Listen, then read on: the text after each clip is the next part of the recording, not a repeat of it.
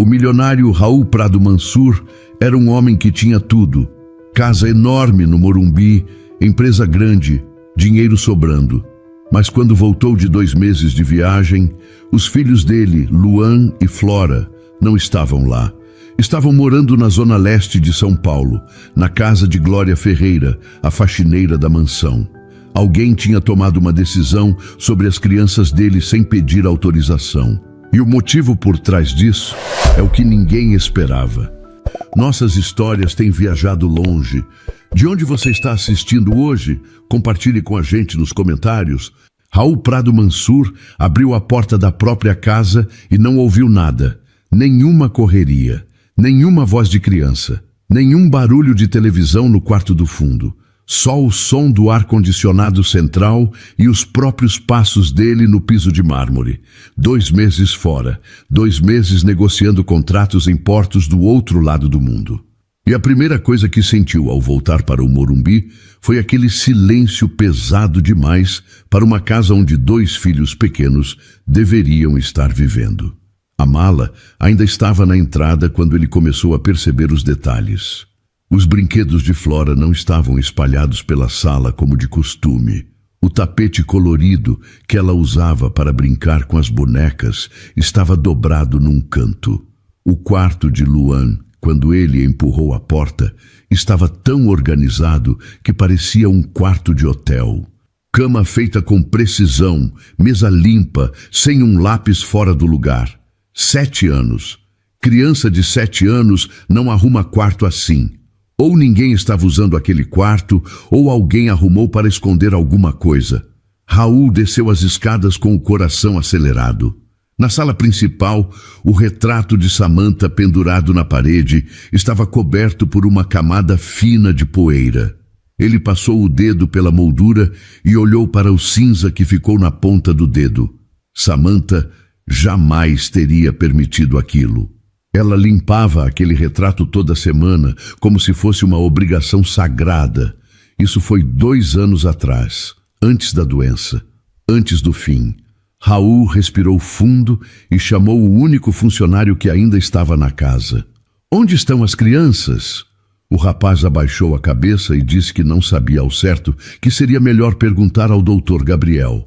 Gabriel Prado Mansur estava no escritório do fundo, de terno, com a gravata afrouxada e um copo de uísque na mão, olhando para planilhas no computador. "Bem-vindo", disse sem se levantar. "Onde estão Luan e Flora?" Raul foi direto. Gabriel fechou o computador com calma. "Estão bem. Eu não perguntei se estão bem. Perguntei onde estão." O irmão mais novo se recostou na cadeira e cruzou os braços. "Fizemos um ajuste temporário. A casa estava pesada demais nos gastos. 2 meses de salários de babás, psicóloga, atividades extracurriculares. Tomei uma decisão executiva enquanto você estava fora." Raul sentiu os ombros tensionarem. Decisão executiva sobre os meus filhos, sobre os gastos da casa, que também é responsabilidade minha enquanto você viajava. "Gabriel."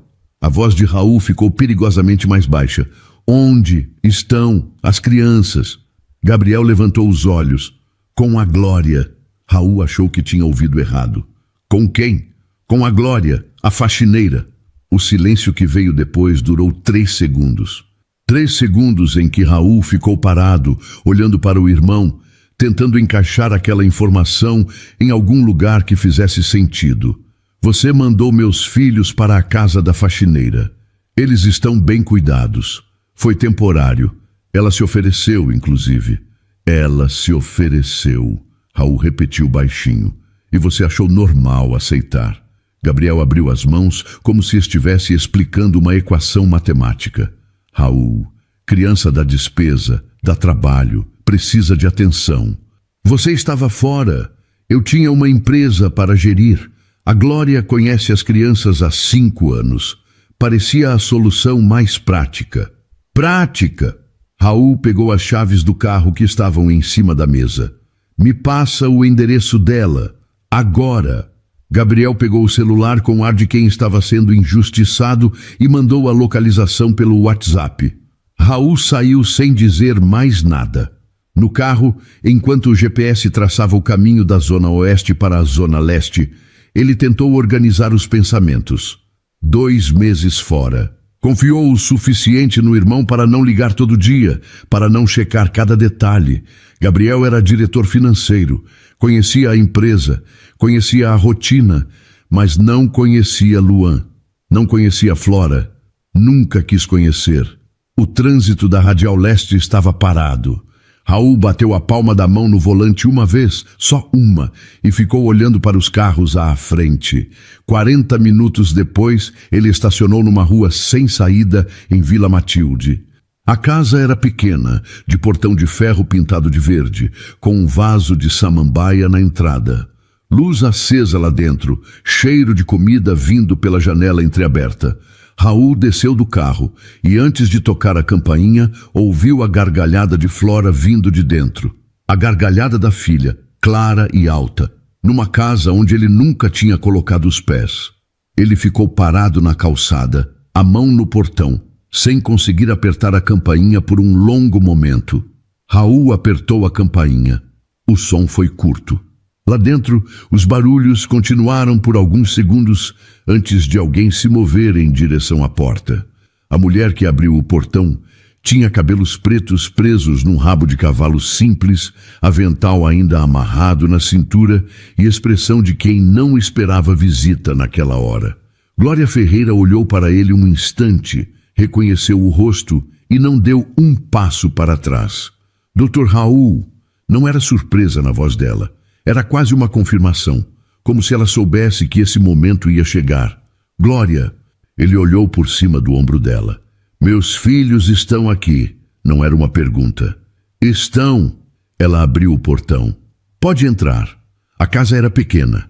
Sala, cozinha integrada, um corredor curto. Mas estava limpa. Cheirava a alho e cebola dourados, e havia um jogo de xícaras coloridas enfileirado na prateleira da cozinha, com um cuidado que só quem preza pela própria casa tem. Uma toalha de crochê na mesa, um vaso com flores amarelas na janela. Luan estava sentado à mesa com um caderno aberto na frente. Do lado dele, uma senhora de cabelos brancos apontava para uma conta de divisão com a ponta de um lápis. A senhora levantou os olhos quando Raul entrou. Não disse nada, só olhou. Flora estava no chão da sala com 3 bonecas organizadas em volta de um prato de brinquedo. Quando ouviu os passos do pai, ela ergueu a cabeça. Por um segundo, Raul esperou que ela viesse correndo. Flora olhou para ele, olhou para Glória e voltou para as bonecas. Aquilo foi mais difícil de engolir do que qualquer coisa que Gabriel tivesse dito. Luan fechou o caderno devagar. Pai. Oi, filho. A voz de Raul saiu mais rouca do que ele queria. Ele se agachou na altura do menino. Está bem? Luan concordou. Mas os olhos dele não tinham a mesma animação de antes das viagens. Tinham uma calma que criança de 7 anos não deveria ter ainda. Raul se levantou e olhou para Glória. Preciso entender o que está acontecendo aqui. Glória tirou o avental, dobrou sobre a cadeira e apontou para o sofá. Pode sentar. A minha mãe fica com as crianças 1 minuto. A senhora de cabelos brancos, que até então não tinha dito uma palavra, levantou da mesa e chamou Luan e Flora para o quarto com um gesto simples. Flora foi sem reclamar, arrastando uma das bonecas pelo braço. Raul e Glória ficaram sozinhos na sala. Ele foi direto. Meu irmão disse que você se ofereceu para ficar com eles. Me ofereci, sim. Glória cruzou as mãos no colo.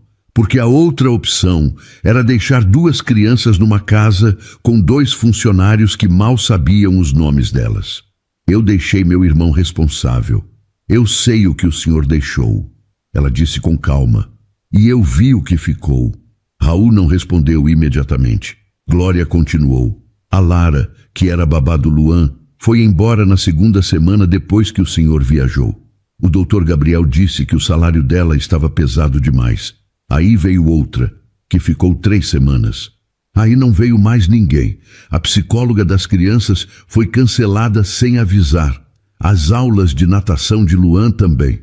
Raul ficou quieto. Aí veio o dia que o Luan ficou na escola. Glória parou. Eram quase 7 da noite. A diretora me ligou porque tinha o meu número como contato secundário, que a Samantha colocou há 2 anos. Eu fui buscar ele. Estava sentado na escadinha da entrada, com a mochila no colo, esperando. Raul fechou os olhos por um segundo. Ele não chorou. Glória disse baixinho: "Esse é o problema. Ele já não chora mais." Ficou quieto, entrou no carro e perguntou se tinha janta. 7 anos, Dr. Raul. Criança de 7 anos não deveria estar acostumada a esperar assim. O pai ficou olhando para o jogo de xícaras coloridas na prateleira. O azul, o amarelo, o vermelho. Coisas simples, mas escolhidas com atenção. "E a Flora?" ele perguntou. Glória respirou. A Flora começou a fazer xixi na cama. Toda noite, já faz 3 semanas. Raul levantou os olhos para ela. "Não é doença," Glória disse. "É medo. Criança faz isso quando se sente insegura, quando não sabe o que vai encontrar quando acordar." Do quarto veio a voz da Flora rindo de alguma coisa que a mãe de Glória tinha dito. Um riso solto, de criança, sem preocupação. Raul olhou na direção do corredor. Sua filha de 5 anos ria mais fácil naquela casa pequena do que na mansão do Morumbi. Ele ainda não sabia metade do que tinha acontecido enquanto estava fora. Mas aquele riso já era suficiente para entender que tinha errado feio. Glória levantou para apagar o fogo do feijão que ainda estava no fogão. Raul ficou sentado no sofá, os cotovelos apoiados nos joelhos, olhando para o chão de cerâmica bege. Do quarto vinha o murmúrio da voz de Zélia contando alguma coisa para as crianças. Flora respondia com perguntas curtas. Luan ficava em silêncio, mas estava lá. "O senhor vai jantar?" Glória perguntou da cozinha, sem cerimônia. Raul levantou a cabeça. "Não precisa. Não perguntei se precisa. Tem feijão, arroz e frango. Perguntei se vai jantar." Ele quase disse não de novo, mas o cheiro que vinha daquela cozinha era de comida de verdade, feita com tempo, e ele não comia assim fazia semanas. "Obrigado", disse. Glória não respondeu, só colocou mais um prato. Quando as crianças vieram para a mesa, Flora viu o pai sentado e parou no meio da sala. Ficou olhando para ele com aquela expressão de criança que ainda não decidiu o que sente. "Você vai ficar para jantar?" ela perguntou. "Vou sim." Flora pensou um segundo, depois puxou a cadeira do lado do pai e sentou. Não abraçou, não pulou no colo, só sentou perto. Mas para Raul, aquilo já foi muito. Luan sentou do outro lado, de frente. Abriu o guardanapo, colocou no colo e começou a servir o prato com uma seriedade que doeu de ver. Zélia sentou na cabeceira e olhou para Raul com aquele jeito de mulher mais velha que avalia tudo sem precisar perguntar nada. A janta foi quase silenciosa. Flora falou sobre uma boneca que tinha ganhado o nome de Margarida. Luan comentou que tinha acertado todas as contas de divisão naquela tarde. Zélia disse que ele tinha facilidade para número. Raul comeu e ouviu. Depois que as crianças foram escovar os dentes, ele ficou na mesa com Glória enquanto ela recolhia os pratos. "Você trabalha na minha casa há 5 anos, ele disse. "Eu mal sei onde você mora." Glória colocou os pratos na pia. "O senhor nunca precisou saber. Isso não é desculpa." Ela virou para ele com um prato na mão. "Não, não é, mas é a verdade." Raul ficou quieto um momento. Depois perguntou o que precisava perguntar. "A Samantha sabia onde você morava?" Glória abaixou o olhar para a pia. Abriu a torneira. "Sabia. Veio aqui 2 vezes. Trouxe bolo uma vez, no aniversário da minha mãe." Raul sentiu o peso daquelas palavras. Samantha tinha vindo até aquela casa. Tinha sentado nessa mesma mesa provavelmente. Tinha tomado café naquelas xícaras coloridas, e ele nunca tinha ouvido falar nisso. "Ela nunca me contou", falou baixinho. "Acho que ela sabia que o senhor ia achar desnecessário." Aquilo não foi dito com raiva. Foi dito com a precisão de quem observou os dois por anos e tirou as próprias conclusões. Raul não rebateu, porque sabia que era verdade. "Eu preciso entender o que aconteceu direito", ele disse. "Tudo. Desde quando eu viajei." Glória enxugou as mãos no pano de prato e se sentou de volta à mesa. Ela falou sem pressa. Contou sobre as demissões em sequência, sobre a casa que foi ficando cada vez mais vazia de gente e mais cheia de silêncio. Contou que o Dr. Gabriel aparecia 1 ou 2 vezes por semana, olhava as crianças de longe e sumia, que as crianças aprenderam rápido que não adiantava pedir nada a ele. O Luan parou de pedir. Glória disse: "Isso foi o que me preocupou mais. Criança que para de pedir é criança que desistiu de acreditar que alguém vai atender." Raul apertou a mão na mesa.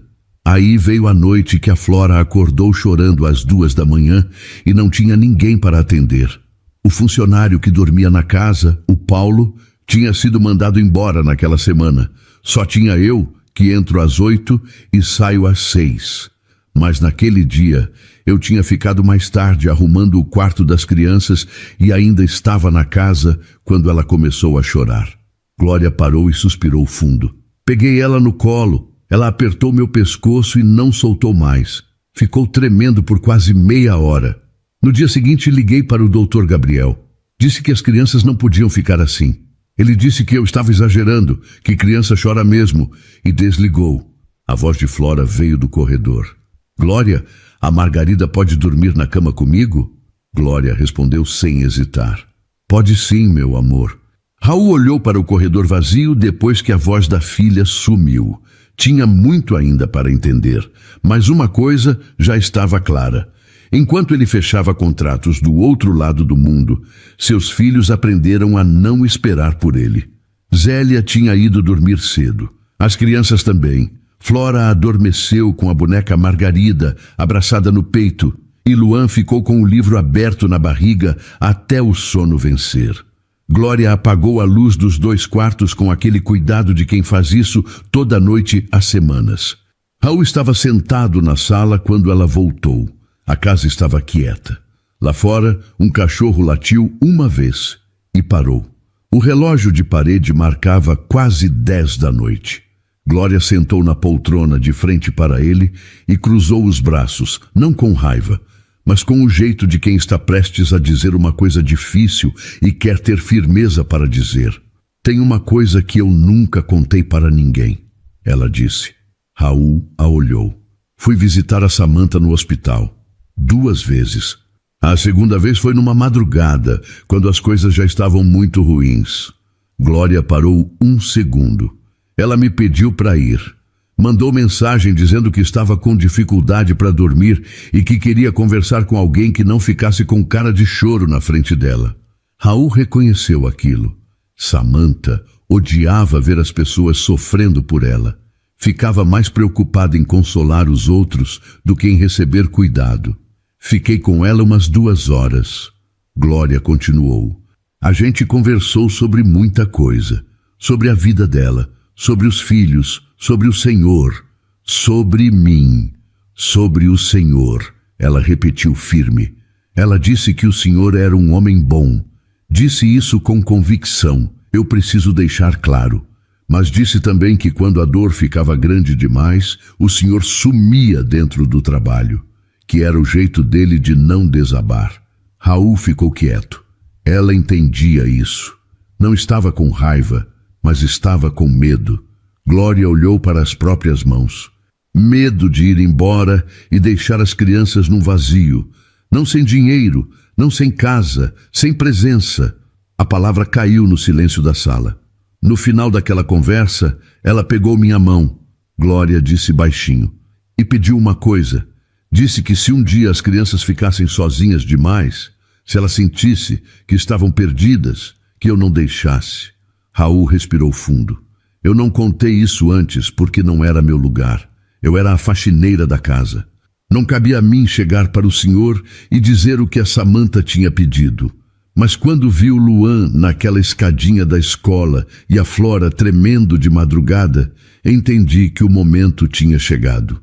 Raul ficou um longo tempo sem falar. O relógio marcou 10h30 com um clique suave. Ela nunca me contou que você foi ao hospital naquela noite. Ele disse, por fim. Eu sei. Eu devia ter estado lá. Glória não respondeu. Não precisava. Raul levantou da cadeira e foi até a janela. Do lado de fora, a rua estava quieta. Uma lâmpada amarela iluminava a calçada, uma bicicleta encostada no muro da casa vizinha. Tudo muito diferente do Morumbi, tudo muito mais vivo, de um jeito estranho.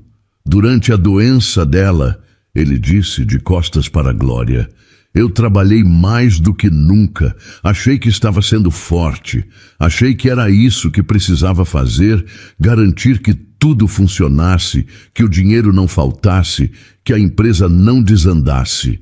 Ele virou. Fui ao hospital menos do que devia. Nas últimas semanas, menos ainda.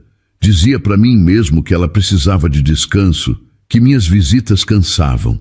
Mas a verdade é que eu não aguentava ver ela assim.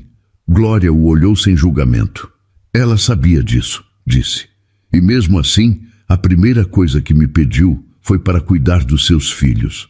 Não pediu nada para ela. Pediu pelos seus filhos. Raul encostou a cabeça na parede ao lado da janela. Fechou os olhos um momento. Do quarto das crianças veio um barulho suave.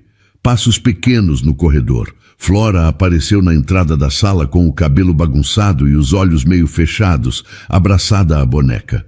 Não consigo dormir, ela disse com voz de sono. Glória se levantou, mas Raul foi mais rápido. Vem cá, ele disse agachando na frente da filha. Flora o olhou por um segundo.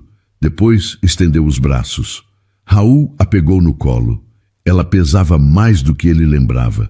Apoiou a cabeça no ombro do pai e fechou os olhos sem dizer mais nada. Ele ficou parado no meio da sala, segurando a filha, sentindo o peso dela, o calor, a respiração que foi ficando mais lenta. Glória voltou para a poltrona em silêncio. Não disse nada. Não precisava. Raul chegou em casa depois da meia-noite. A mansão do Morumbi estava com metade das luzes apagadas. O funcionário da noite abriu o portão sem perguntar nada. Raul entrou, subiu as escadas, passou pelo corredor e parou na frente do quarto de Luan. Abriu a porta devagar.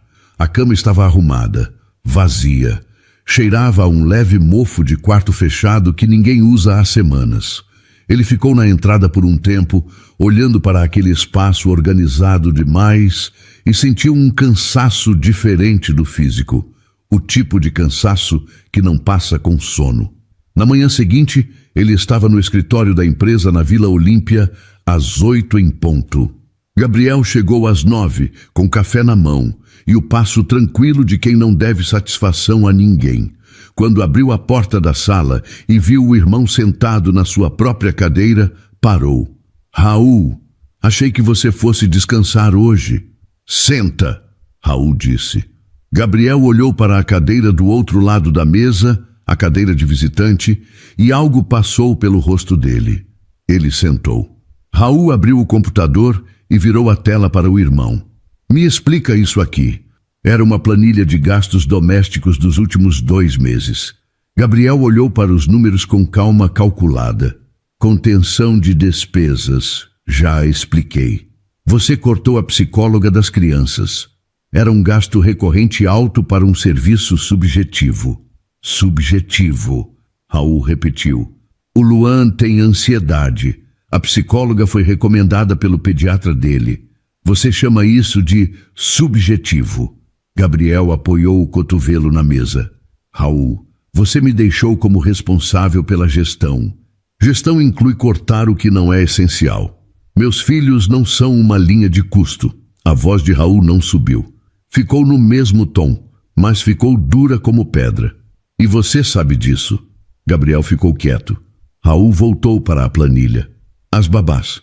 3 em 2 meses. Você demitiu todas. A primeira pediu aumento. A segunda chegou atrasada 2 vezes.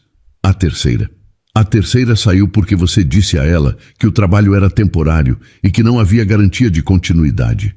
Raul virou o computador de volta para si. Eu conversei com ela ontem à noite. Gabriel não respondeu imediatamente. E tem mais. Raul abriu outra aba. Aqui, transferências para uma conta que não reconheço na estrutura da empresa. Saindo do fundo de reserva operacional. 3 transferências em 2 meses. Gabriel mudou de posição na cadeira. Isso foi um realocamento interno. Eu posso explicar. Pode, sim, para o auditor externo que eu contratei essa manhã. Gabriel ficou completamente quieto. Mandei mensagem às 7h40. Raul fechou o computador. Eles começam na segunda-feira. O irmão mais novo olhou para a mesa por um momento. Quando levantou os olhos, o ar tranquilo tinha saído do rosto dele. Você está exagerando. É tudo dentro do limite da gestão que você me delegou. Você desviou dinheiro, Gabriel. Eu realoquei recursos para uma conta no seu nome, Raul disse. O ar entrou e saiu do peito de Gabriel. Ele abriu a boca e fechou. Abriu de novo. Você vai destruir a sociedade que a gente construiu por causa de uma faxineira que encheu a sua cabeça de história?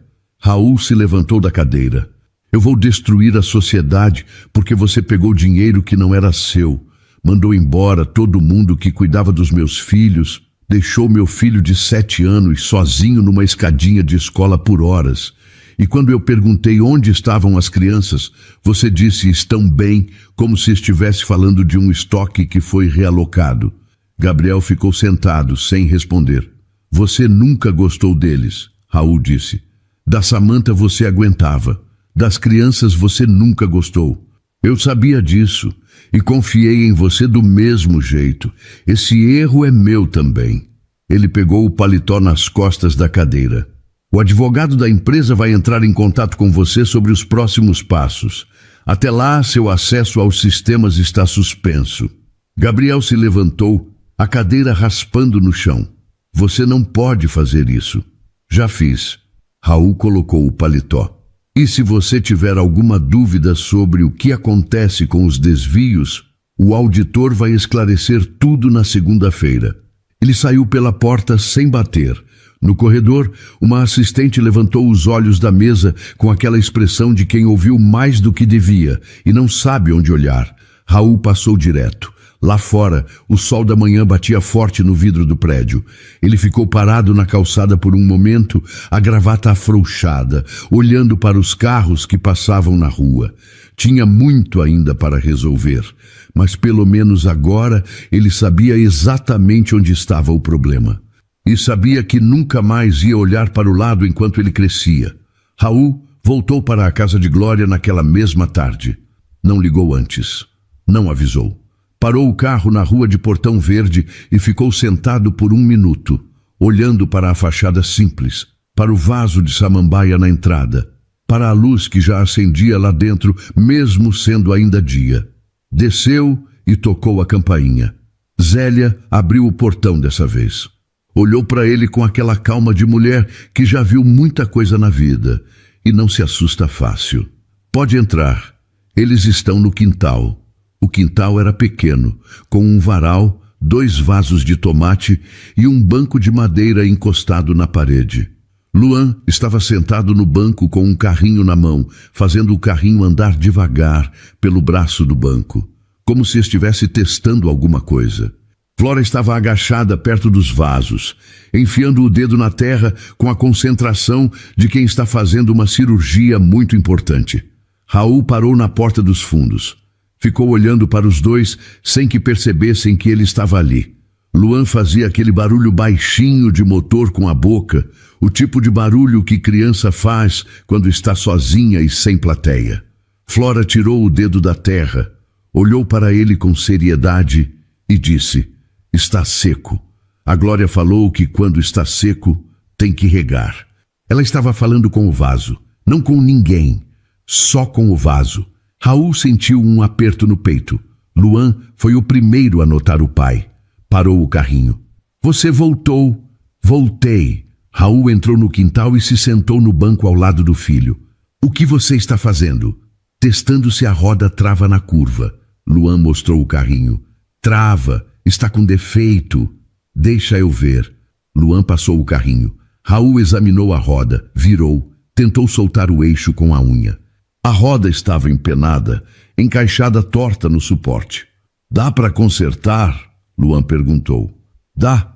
Precisa de uma chave pequena. Você tem? Luan pensou. Acho que a Zélia tem uma caixa de ferramentas. Então vai buscar. O menino se levantou rápido e entrou na casa. Raul ficou com o carrinho na mão, olhando para Flora, que continuava cuidando dos vasos com muita seriedade. Flora, ela virou. Você sabe regar? Ela apontou para um regador pequeno de plástico verde encostado na parede. Sei. A Glória me ensinou, mas tem que ser pouquinho, senão afoga. Afoga o quê? A raiz, Flora falou como se fosse óbvio. Se coloca água demais, a raiz afoga e a planta vai embora. Raul olhou para a filha de 5 anos, explicando raiz de planta com aquela voz séria, e pensou em quantas tardes assim ele tinha perdido. Quantas descobertas pequenas, quantas frases ditas para vaso de tomate no quintal de uma casa simples na Zona Leste. Luan voltou com uma caixinha de ferramentas cor de laranja. Sentou do lado do pai e os dois ficaram ali, consertando o carrinho, enquanto Flora regava os vasos com o regador verde. Glória apareceu na porta dos fundos com um pano de prato no ombro. Olhou para a cena, não disse nada e voltou para dentro. Quando o carrinho ficou pronto, Luan testou a roda na palma da mão. Girou livre, sem travar. Ele levantou os olhos para o pai com um sorriso pequeno, do tipo que aparece antes da pessoa perceber que está sorrindo. Funcionou. Funcionou, Raul disse. Ficaram mais 2 horas ali. Raul jantou de novo com eles. Feijão, arroz, ovo. Zélia fez uma salada de pepino que Flora recusou com uma careta e Luan comeu em silêncio, fingindo que não estava prestando atenção na conversa dos adultos, mas claramente prestando. Depois do jantar, enquanto as crianças escovavam os dentes, Glória lavava a louça e Raul ficou encostado na pia do lado de fora da cozinha. Eu preciso de um tempo, ele disse, para reorganizar tudo. A empresa, a casa, a rotina deles. Glória enxugou um copo. Quanto tempo? Não sei, mas não quero que eles fiquem sem referência enquanto isso. Ela colocou o copo na prateleira. O que o senhor está me pedindo? Estou pedindo que você continue presente, de forma oficial, com respeito, com reconhecimento, não como funcionária invisível. Raul olhou para ela, como alguém essencial, porque é o que você é. Glória ficou quieta por um momento. Eu não faço isso por salário, ela disse. Eu sei. Por isso estou pedindo, não mandando. Do corredor veio a voz de Flora chamando por Glória, para ajudar a encontrar o pijama de estrelas. Glória secou as mãos e foi. Raul ficou sozinho na cozinha por um momento, ouvindo os passos dela no corredor, a voz de Flora rindo de alguma coisa. A casa cheia de um barulho que a mansão do Morumbi havia perdido fazia muito tempo. Ele ainda não sabia como consertar tudo, mas sabia que ia tentar, e dessa vez não ia desaparecer no meio do caminho. As crianças voltaram para a mansão no sábado. Raul foi buscar pessoalmente. Chegou cedo, ajudou a colocar as mochilas no carro, esperou Flora se despedir de cada boneca antes de sair como se estivesse deixando amigas para trás. Zélia ficou na porta do portão verde e acenou até o carro virar a esquina. No banco de trás, Flora ficou olhando pela janela com o queixo apoiado no braço. Luan ficou com o carrinho consertado no colo, fazendo a roda girar com o dedo, devagar. Ninguém falou muito durante o caminho. Quando o carro entrou no portão da mansão, Flora se levantou no banco e olhou pela janela com uma expressão que Raul não soube nomear de imediato.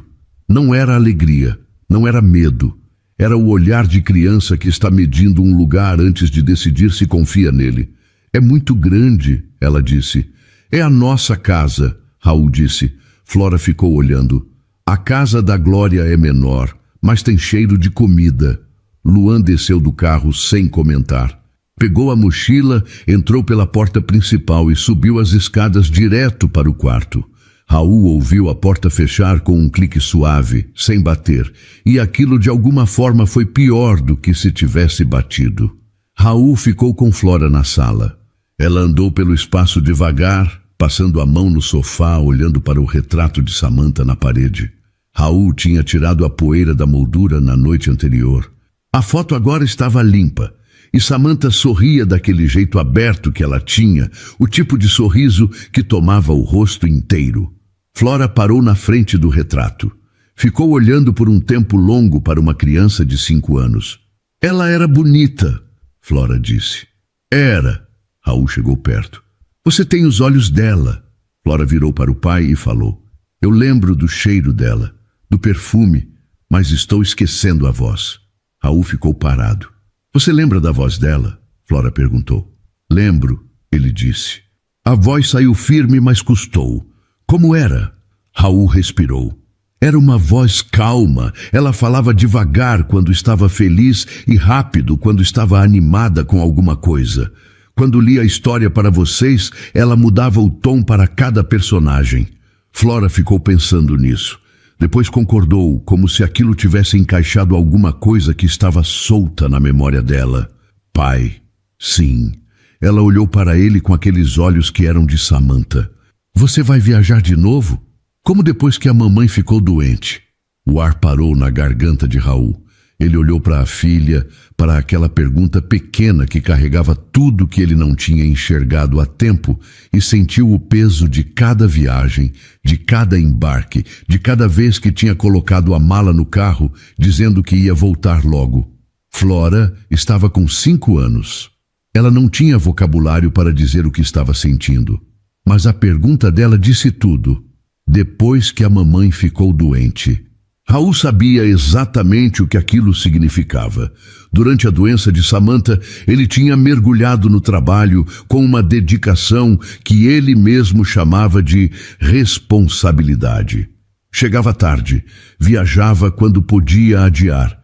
Ficava no escritório até a meia-noite resolvendo coisas que poderiam esperar. Ele achava que estava sendo forte. As crianças aprenderam que quando as coisas ficavam difíceis, o pai ia embora. Raul se abaixou na frente de Flora. Ficou no nível dos olhos dela. Vou te dizer a verdade, ele disse. Às vezes vou precisar viajar por trabalho. Isso não vai mudar completamente, mas vou te prometer uma coisa. Flora esperou. Nunca mais você vai ficar sem saber onde eu estou. Nunca mais você vai acordar de madrugada e não ter ninguém. E quando eu viajar, você vai saber quando eu volto, dia e hora. Flora ficou olhando para ele. Promessa de verdade? Ela perguntou. Promessa de verdade. Ela ficou séria por mais um segundo. Depois abriu os braços e abraçou o pescoço do pai com as 2 mãos, apertando forte, do jeito que criança abraça quando decide que acredita. Raul fechou os olhos e ficou quieto, abraçando a filha no meio da sala, embaixo do retrato de Samantha. Luan apareceu no alto da escada. Ficou olhando para os 2 lá de cima sem descer. Raul olhou para o filho. Desce, Luan. O menino desceu devagar, degrau por degrau, com o carrinho ainda na mão. Parou no último degrau. Raul abriu um braço, mantendo Flora no outro. Luan olhou para o braço aberto do pai e desceu o último degrau. A semana seguinte foi diferente de todas as outras. Raul cancelou 2 reuniões na segunda-feira. Não remarcou. Mandou um e-mail curto para a equipe dizendo que os assuntos podiam ser resolvidos por videoconferência e que ele não estaria no escritório antes das 10 da manhã durante aquela semana. A assistente dele, Patrícia, respondeu com um entendido e um ponto de exclamação que deixou claro que ela estava surpresa, mas sabia que não devia perguntar nada. Na segunda-feira de manhã, Raul levou as crianças para a escola. Pareceu simples. Não foi. Luan ficou quieto no banco de trás durante todo o caminho. Raul tentou conversa 2 vezes. Sobre o carrinho, sobre a escola, sobre se ele tinha amigos na turma. O menino respondia com frases curtas, educadas, do tipo que criança usa quando não tem certeza se o adulto está mesmo interessado ou só tentando preencher o silêncio. Na porta da escola, Luan pegou a mochila, abriu a porta do carro e desceu. Raul desceu também. Luan olhou para o pai do lado de fora do carro com uma expressão confusa. Você vai entrar? Vou te levar até a porta. O menino ficou 1 segundo processando aquilo. Depois virou e caminhou. Raul foi do lado. A escola tinha um corredor de entrada com desenhos dos alunos pendurados na parede. Raul olhou para cada um enquanto andavam. Barcos, casas, famílias desenhadas com aqueles palitos que crianças usam para representar pessoas. Na porta da sala, Luan parou. Então, disse com a mochila nas costas. Então, Raul repetiu. Boa aula. Luan olhou para o chão um segundo. Depois, olhou para o pai. Você vem buscar? Venho. Às 3:30. O menino concordou. Entrou na sala sem olhar para trás. Raul ficou parado na porta por um momento. Uma professora passou no corredor e deu um sorriso rápido de quem reconhece um pai novo na rotina. Ele acenou e voltou para o carro. Às 3h25 estava estacionado na frente da escola. Quando Luan saiu pela porta e viu o carro, parou. Olhou para o veículo, olhou para o pai atrás do vidro e Raul viu claramente o momento em que o menino soltou um ar que estava preso desde a manhã. Naquela noite, depois do jantar, Raul ligou para Glória. Quero marcar uma conversa com você, presencial, sem pressa. Pode ser amanhã à tarde, ela disse. Minha mãe fica com as crianças se precisar. Não precisa, quero que seja aqui na casa. Quero que as crianças vejam você chegando. Glória ficou um segundo em silêncio. Está bem. Ela chegou na terça-feira às 4h. Flora abriu a porta antes que ela tocasse a campainha e abraçou a cintura dela sem dizer nada. Só abraçou.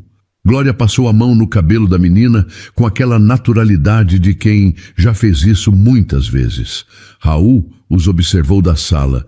Sentaram os três na mesa da cozinha, que era onde as conversas importantes sempre aconteciam, como se a cozinha tivesse uma regra não escrita de honestidade que a sala de estar não tinha. Eu quero te fazer uma proposta formal, Raul disse. Não de faxineira, isso acabou. Glória o olhou com atenção. Quero te contratar como cuidadora das crianças. Com carteira assinada, salário justo, horários combinados e respeito pelo seu tempo. Você continua tendo sua vida, sua casa, sua mãe, mas faz parte da rotina deles de forma oficial. Glória ficou quieta por um momento. Por que oficial? Ela perguntou. Porque você merece e porque quero que Luan e Flora saibam que as pessoas que ficam na vida deles ficam de verdade, com nome, com lugar, com compromisso. Glória olhou para a mesa. Passou o dedo na borda da xícara que Raul tinha colocado na frente dela. A Samantha ia gostar disso. Ela disse baixinho. Eu sei, Raul disse. Ela levantou os olhos. Aceito. Flora, que estava fingindo desenhar num caderno no canto da mesa, jogou o lápis para cima com as duas mãos. Eu sabia. Luan, que estava na escada ouvindo tudo, desceu os últimos degraus e entrou na cozinha com aquele jeito de quem quer parecer que não estava prestando atenção, mas estava. Então você vai continuar vindo? Ele perguntou para a Glória. Vou continuar, ela disse. Luan concordou. Pegou uma bolacha da mesa e voltou para o quarto como se o assunto estivesse encerrado. Flora pegou o lápis de volta e voltou para o desenho. Raul e Glória ficaram na cozinha com o barulho suave da casa ao redor. Não era a família que existia antes. Era uma nova forma de cuidar, e dessa vez estava sendo construída com os 2 pés no chão. O primeiro sinal de que as coisas estavam mudando de verdade veio numa quinta-feira à noite. Raul estava na cozinha tentando fazer macarrão. Tinha assistido a um vídeo no celular 3 vezes seguidas, pausando em cada etapa, lendo os ingredientes em voz alta para si mesmo, como se fosse uma lista de tarefas de trabalho. A água estava fervendo, o molho estava no fogo e ele ainda não tinha certeza se a quantidade de sal estava certa. Flora entrou na cozinha de pijama, arrastando os pés. O que você está fazendo? Ela perguntou. Tentando fazer janta. Ela foi até o fogão e ficou na ponta dos pés para ver dentro da panela. Está com muito vapor. É porque a água está quente. Eu sei. Ela disse com paciência de quem está explicando para alguém mais novo. Mas a Glória vira o fogo mais baixo quando tem muito vapor. Raul virou o fogo mais baixo. Flora ficou do lado dele, na ponta dos pés, fiscalizando a panela com os braços cruzados. Depois de um tempo disse: "Está melhorando." Luan apareceu na porta da cozinha, atraído pelo cheiro. Olhou para o pai, para a irmã, para a panela. "Vai ficar bom?" ele perguntou. "Sua irmã está supervisionando", Raul disse. Luan puxou uma cadeira e sentou na mesa da cozinha. "Então deve ficar." Os três jantaram juntos naquela noite. O macarrão ficou um pouco mole, e Flora apontou isso com uma objetividade que fez Raul rir de verdade. Um riso que saiu do peito sem que ele planejasse. Luan olhou para o pai rindo e sorriu também, um sorriso pequeno, mas estava lá. Depois daquela noite, Raul começou a cozinhar às quintas-feiras.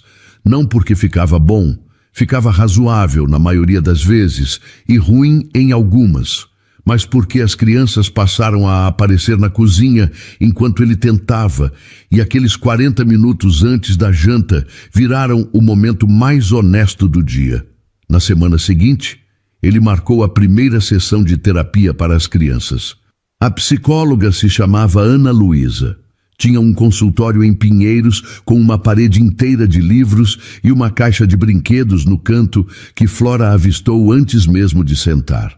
Raul foi junto na primeira sessão, como a doutora pediu, para que as crianças vissem que ele estava por dentro daquilo, que não era um lugar para onde ele as mandava e sumia. Flora foi entrando no consultório, olhando para tudo com aquela curiosidade dela. Luan entrou atrás, mais reservado, examinando cada coisa antes de decidir se confiava.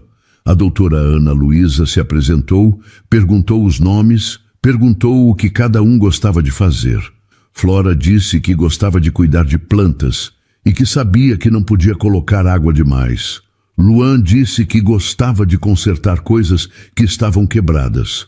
A psicóloga olhou para Raul um segundo e ele entendeu o que aquele olhar queria dizer. As crianças estavam dizendo muito mais do que pareciam estar dizendo. Raul começou as próprias sessões 2 semanas depois, com uma terapeuta diferente, como a doutora Ana Luísa sugeriu, para que cada espaço fosse separado e seguro. Na terceira sessão, a terapeuta perguntou quando foi a última vez que ele tinha visitado o túmulo de Samantha. Raul ficou em silêncio por um tempo longo. "Faz 1 ano", ele disse. "Mais de 1 ano." "Por quê?" Ele olhou para a janela. "Porque eu saio de lá pior do que entro." "O que significa pior?" "Significa que lá eu não consigo fingir que estou dando conta." A terapeuta não disse nada. Deixou aquilo ficar no ar até ele ouvir o que tinha dito. No sábado seguinte, Raul foi ao cemitério da Consolação sozinho. Levou flores simples, as que Samantha gostava, aquelas margaridas brancas que ela colocava na janela da cozinha toda semana. Ficou em pé na frente da lápide por um tempo sem dizer nada. Depois falou. Pediu desculpas, não por ter trabalhado, mas por ter confundido trabalho com presença, por ter achado que sustentar era o mesmo que estar, por ter deixado a dor ficar grande demais sem deixar ninguém ajudar. Falou sobre Luan, sobre como ele era sério, sobre o carrinho consertado, sobre o sorriso pequeno na cozinha. Falou sobre Flora e os vasos de tomate, sobre ela explicando que raiz afoga se recebe água demais. Ficou ali até o sol começar a ceder. Quando saiu, não estava bem do jeito que se fica bem depois de um dia fácil, mas estava inteiro de um jeito que fazia tempo não sentia. Naquela noite, Luan pediu para jogar bola no quintal antes de dormir. Raul foi de meia, sem tênis, chutando errado. E não ligou nem um pouco. Flora ficou na varanda apontando os erros com o regador verde na mão. E a casa, pela primeira vez em muito tempo, teve barulho até a hora de dormir. 3 anos passaram. Não de um jeito dramático, não de uma hora para outra. Passaram do jeito que o tempo passa quando a vida está sendo vivida de verdade. Devagar, cheio de detalhes pequenos, de dias comuns que só parecem importantes quando você olha para trás. Luan estava com 10 anos. Flora estava com 8. A mansão do Morumbi continuava lá, mas era uma casa diferente da que Raul tinha encontrado vazia naquela tarde de volta da viagem. Tinha cheiro de comida nas quintas-feiras. Tinha carrinho de brinquedo no corredor. Tinha uma fileira de vasos na janela da cozinha que Flora regava toda manhã antes da escola, com uma seriedade que não tinha mudado nada desde os 5 anos. Gabriel respondia judicialmente pelos desvios financeiros. O processo corria devagar. Como processos correm, mas corria. Ele estava afastado da empresa há 2 anos, e os caminhos dos 2 irmãos tinham se separado sem porteira e sem volta. Raul não sentia raiva. Sentia uma tristeza seca, do tipo que não chora mais, mas que aparece às vezes quando ele passava na frente do escritório do fundo e lembrava de como as coisas tinham sido antes. A empresa cresceu com uma estrutura profissional de verdade. Diretores contratados por competência, auditoria regular, decisões tomadas em reunião e não no corredor. Raul continuava viajando, mas viagens curtas com data de volta marcada, e Luan e Flora sabiam dia e hora. Glória tinha um contrato assinado, um salário justo e uma rotina combinada que respeitava a vida dela fora daquela casa. Ela não morava no Morumbi. Voltava para a Zona Leste toda noite, para a casa do Portão Verde e para Zélia, que ainda cuidava dos vasos de tomate no quintal. Zélia tinha um ateliê de costura agora. Raul tinha investido sem cerimônia e sem condescendência. Chamou um conhecido do setor, conversou sobre espaço, equipamento, fluxo de caixa. Zélia entendeu tudo mais rápido do que qualquer um esperava, porque mulher que costura há 30 anos sabe mais de medida e de cálculo do que parece. O ateliê ficava a 2 ruas da casa delas e tinha o nome dela na placa da entrada. No dia da inauguração, Flora tinha pedido para ir. Ficou andando pelo espaço, tocando nos rolos de tecido com a ponta dos dedos e perguntando o nome de cada cor. Luan ficou olhando para a máquina de costura industrial com aquele olhar de quem já está pensando em como ela funciona por dentro. Zélia deixou ele apertar o pedal uma vez. Ele sorriu igual ao sorriso da cozinha, pequeno e verdadeiro. No aniversário de Flora, naquele ano, Raul fez questão de organizar a festa ele mesmo, não terceirizou, não mandou assistente resolver. Escolheu o bolo, escolheu a decoração, buscou as amigas da escola uma por uma com a lista que Flora tinha escrito com letra torta num papel de caderno. Antes de cortar o bolo, Luan fez uma coisa que ninguém esperava. Saiu da sala em silêncio, subiu as escadas e voltou com uma foto pequena emoldurada. A foto de Samantha, aquela em que ela ria com o rosto inteiro, tirada numa tarde de domingo no parque quando Luan tinha 6 anos e Flora tinha 4. Ele colocou a foto ao lado do bolo, no centro da mesa, sem pedir licença e sem explicar. Ficou 1 segundo de silêncio na sala. Flora olhou para a foto, olhou para o irmão e disse: "Obrigada." Luan voltou para o lugar dele como se nada tivesse acontecido. Raul ficou parado na cabeceira da mesa, olhando para a foto da mulher que amou, cercado pelos filhos dela, pela mulher que tinha cumprido uma promessa feita numa madrugada de hospital, e pela senhora de cabelos brancos que ensinou sua filha a não afogar raiz de planta. Ele não desviou o olhar da foto, não fugiu. Contou histórias, contou como Samantha ria alto em cinema e depois pedia desculpas para as pessoas da frente sem parar de rir. Contou que ela brigava com ele toda vez que ele esquecia de colocar o copo na pia. Contou que ela leu o mesmo livro de história para Luan 116 vezes, porque ele pedia toda noite e ela nunca negou uma vez. Glória ouvia do canto da sala com um copo de suco na mão. Ela não tentou preencher nenhum espaço que não era dela. Só esteve presente do jeito que Samantha tinha pedido naquela madrugada. Depois que as visitas foram embora e as crianças foram dormir, Raul recolheu a foto de Samantha da mesa e a levou de volta para a sala, para o lugar na parede onde ela sempre esteve. Limpou a moldura com a manga da camisa. Ficou olhando para ela por um momento. Então apagou a luz e foi dormir. Querido ouvinte, se você chegou até aqui, eu quero te agradecer de verdade. Não é todo mundo que para, respira fundo e se permite sentir uma história assim. A história de Raul não é só sobre um pai que errou. É sobre algo que muita gente carrega em silêncio. A gente trabalha, corre, resolve, sustenta e às vezes, no meio de tanta correria, esquece de estar presente para quem mais ama. Talvez você tenha se lembrado de alguém enquanto ouvia, um pai, uma mãe, ou quem sabe de você mesmo em algum momento da vida. Eu quero te perguntar uma coisa, e responde aqui nos comentários com sinceridade. Tem alguém na sua vida que precisa mais da sua presença do que do seu esforço? Às vezes, uma história nos faz enxergar verdades que a vida real não consegue dizer tão claramente.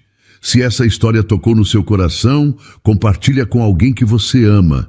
Não precisa de explicação, só manda. Quem precisa ouvir, vai entender. Eu fico por aqui, com mais histórias como essa feitas com cuidado, feitas para você com amor. E então, o que achou da história? Deixe sua opinião nos comentários. Adoramos saber o que você pensa. Não se esqueça de deixar seu curtir no vídeo para nos apoiar e de se inscrever no canal. Até a próxima. O milionário Túlio Navarrete Gouveia tinha perdido tudo: o dinheiro, o sono, a esperança. E naquela manhã, quando ele finalmente aceitou que não tinha mais saída, uma criança que não tinha nada além de um giz e um coração puro, entrou na sala mais inacessível daquele prédio e, sem saber, deu ao milionário falido exatamente o que ele mais precisava. E ninguém, nem mesmo ele, estava preparado para isso. Nossas histórias têm viajado longe. De onde você está assistindo hoje? Compartilhe com a gente nos comentários. Túlio Navarrete Gouveia estava a menos de 15 minutos de assinar o documento que destruiria tudo o que sua família construiu em 3 gerações.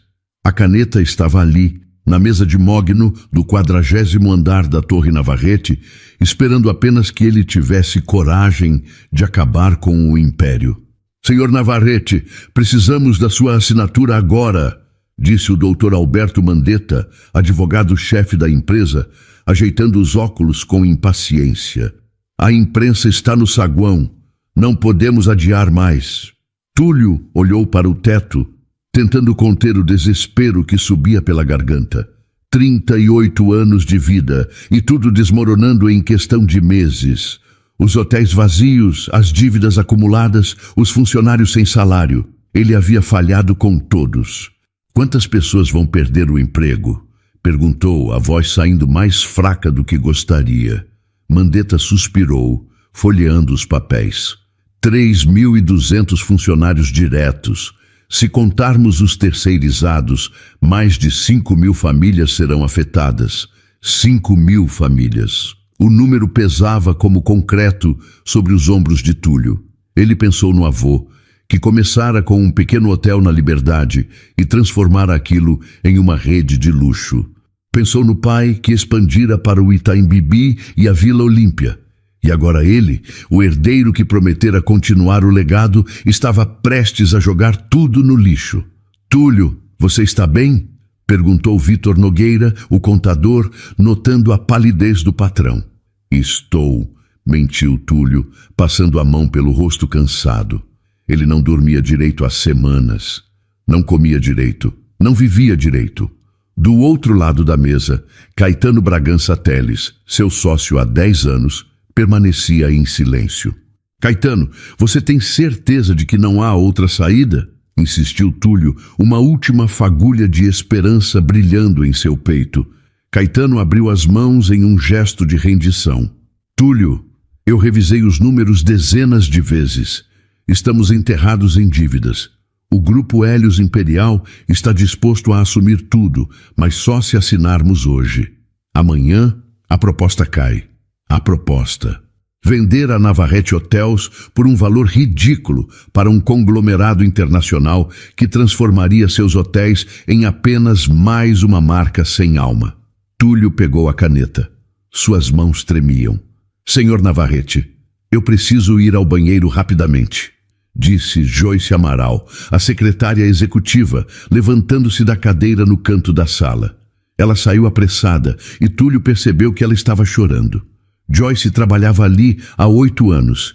Tinha 2 filhos pequenos. Como ele iria olhar para ela depois de assinar aquilo? Vamos logo com isso, pressionou Mandetta, batendo o dedo na mesa. Túlio aproximou a caneta do papel. A ponta tocou a linha pontilhada. Ele respirou fundo, fechou os olhos por 1 segundo e começou a traçar a primeira letra de seu nome. Foi nesse momento que a porta da sala de reunião se abriu. Todos viraram a cabeça ao mesmo tempo. Mas não era Joyce voltando. Era uma criança. Uma menina pequena, de cabelos castanhos em cachinhos e olhos curiosos, entrou caminhando devagar, segurando um papel amassado nas mãos. Ela não devia ter mais de 3 anos, vestia uma roupinha simples e olhava para todos com aquela inocência que só as crianças têm. "O que é isso?" murmurou Caetano, virando-se bruscamente na cadeira. A menina não respondeu. Ela continuou andando, os passos pequenos ecoando no silêncio tenso da sala. Túlio largou a caneta, observando a cena sem entender nada. "Quem deixou uma criança entrar aqui?" perguntou Mandetta irritado. Mas a menina não parou. Ela foi direto até Túlio, parou na frente dele e esticou o braço, oferecendo o papel amassado. Túlio olhou para baixo, confuso. "Para mim?" perguntou, a voz suave. A menina balançou a cabeça, confirmando. Túlio pegou o papel com cuidado, sentindo a textura áspera sob os dedos. Ele começou a abrir, desamassando as dobras. "Isso é ridículo", resmungou Caetano, levantando-se. "Vou chamar a segurança." "Espera", disse Túlio, erguendo a mão. Ele terminou de abrir o papel e olhou para o que parecia ser um desenho infantil. Havia um sol amarelo no canto, um coração torto no meio, uma flor roxa do lado, gizes de cera, traços trêmulos, pura inocência. Mas então, por baixo dos desenhos, Túlio viu algo que fez seu coração parar. Números. Colunas de números impressos, parcialmente cobertos pelos rabiscos, mas ainda visíveis. Ele inclinou o papel para a luz, aproximou os olhos e leu a primeira linha. E o que ele viu fez todo o ar sair de seus pulmões. "Meu Deus!" sussurrou. "O que foi?" perguntou Vitor, levantando-se também. Túlio não conseguiu responder. Seus olhos corriam pelas linhas, comparando mentalmente com os números que havia acabado de quase assinar. Algo estava errado, muito errado. Enquanto Túlio enfrentava o colapso de seu império no 40º andar, a 60 metros abaixo, no subsolo da Torre Navarrete, Valéria Moura Vasconcelos torcia o pano de chão pela 10ª vez naquela manhã. Suas mãos estavam ásperas, vermelhas, doloridas, mas ela não parava, não podia parar. Cada movimento era uma luta para manter o pouco que tinha, para garantir que Clara tivesse pelo menos o básico. "Mãe, acabei de desenhar", gritou a voz fininha de Clara, vinda do depósito de limpeza no fim do corredor. Valéria sorriu, mesmo com o cansaço pesando em cada músculo. "Que lindo, meu amor! Deixa eu terminar aqui e já vou ver." Ela mergulhou o pano no balde de água suja e continuou esfregando o piso frio. A Torre Navarrete era imensa e ela era responsável por 3 andares inteiros. Chegava às 5 da manhã e saía às 7 da noite, ganhando pouco mais de um salário mínimo, que ultimamente vinha atrasado. "Valéria, você viu o comunicado?" perguntou Jonas Ribeiro, chefe da manutenção, aparecendo no corredor com uma expressão pesada. Ela parou de esfregar e olhou para ele. "Que comunicado?" Jonas hesitou, coçando a nuca. "Estão falando que a empresa vai fechar, que todo mundo vai ser mandado embora." Valéria sentiu o chão sumir sob seus pés. Ela largou o pano, limpou as mãos no avental e respirou fundo, tentando não entrar em pânico. "Tem certeza? É o que estão dizendo lá em cima. Reunião no último andar. Advogados, papelada, essas coisas." Valéria encostou na parede, sentindo as pernas fraquejarem. Se ela perdesse esse emprego, como pagaria o aluguel? Como compraria comida? Clara precisava de remédios, de fraldas, de leite. Jonas, eu não posso perder esse emprego, disse, a voz quebrando. Eu não tenho para onde ir. Ele colocou a mão no ombro dela, solidário. Eu sei, Valéria, estamos todos na mesma. Mas torça para que seja só boato.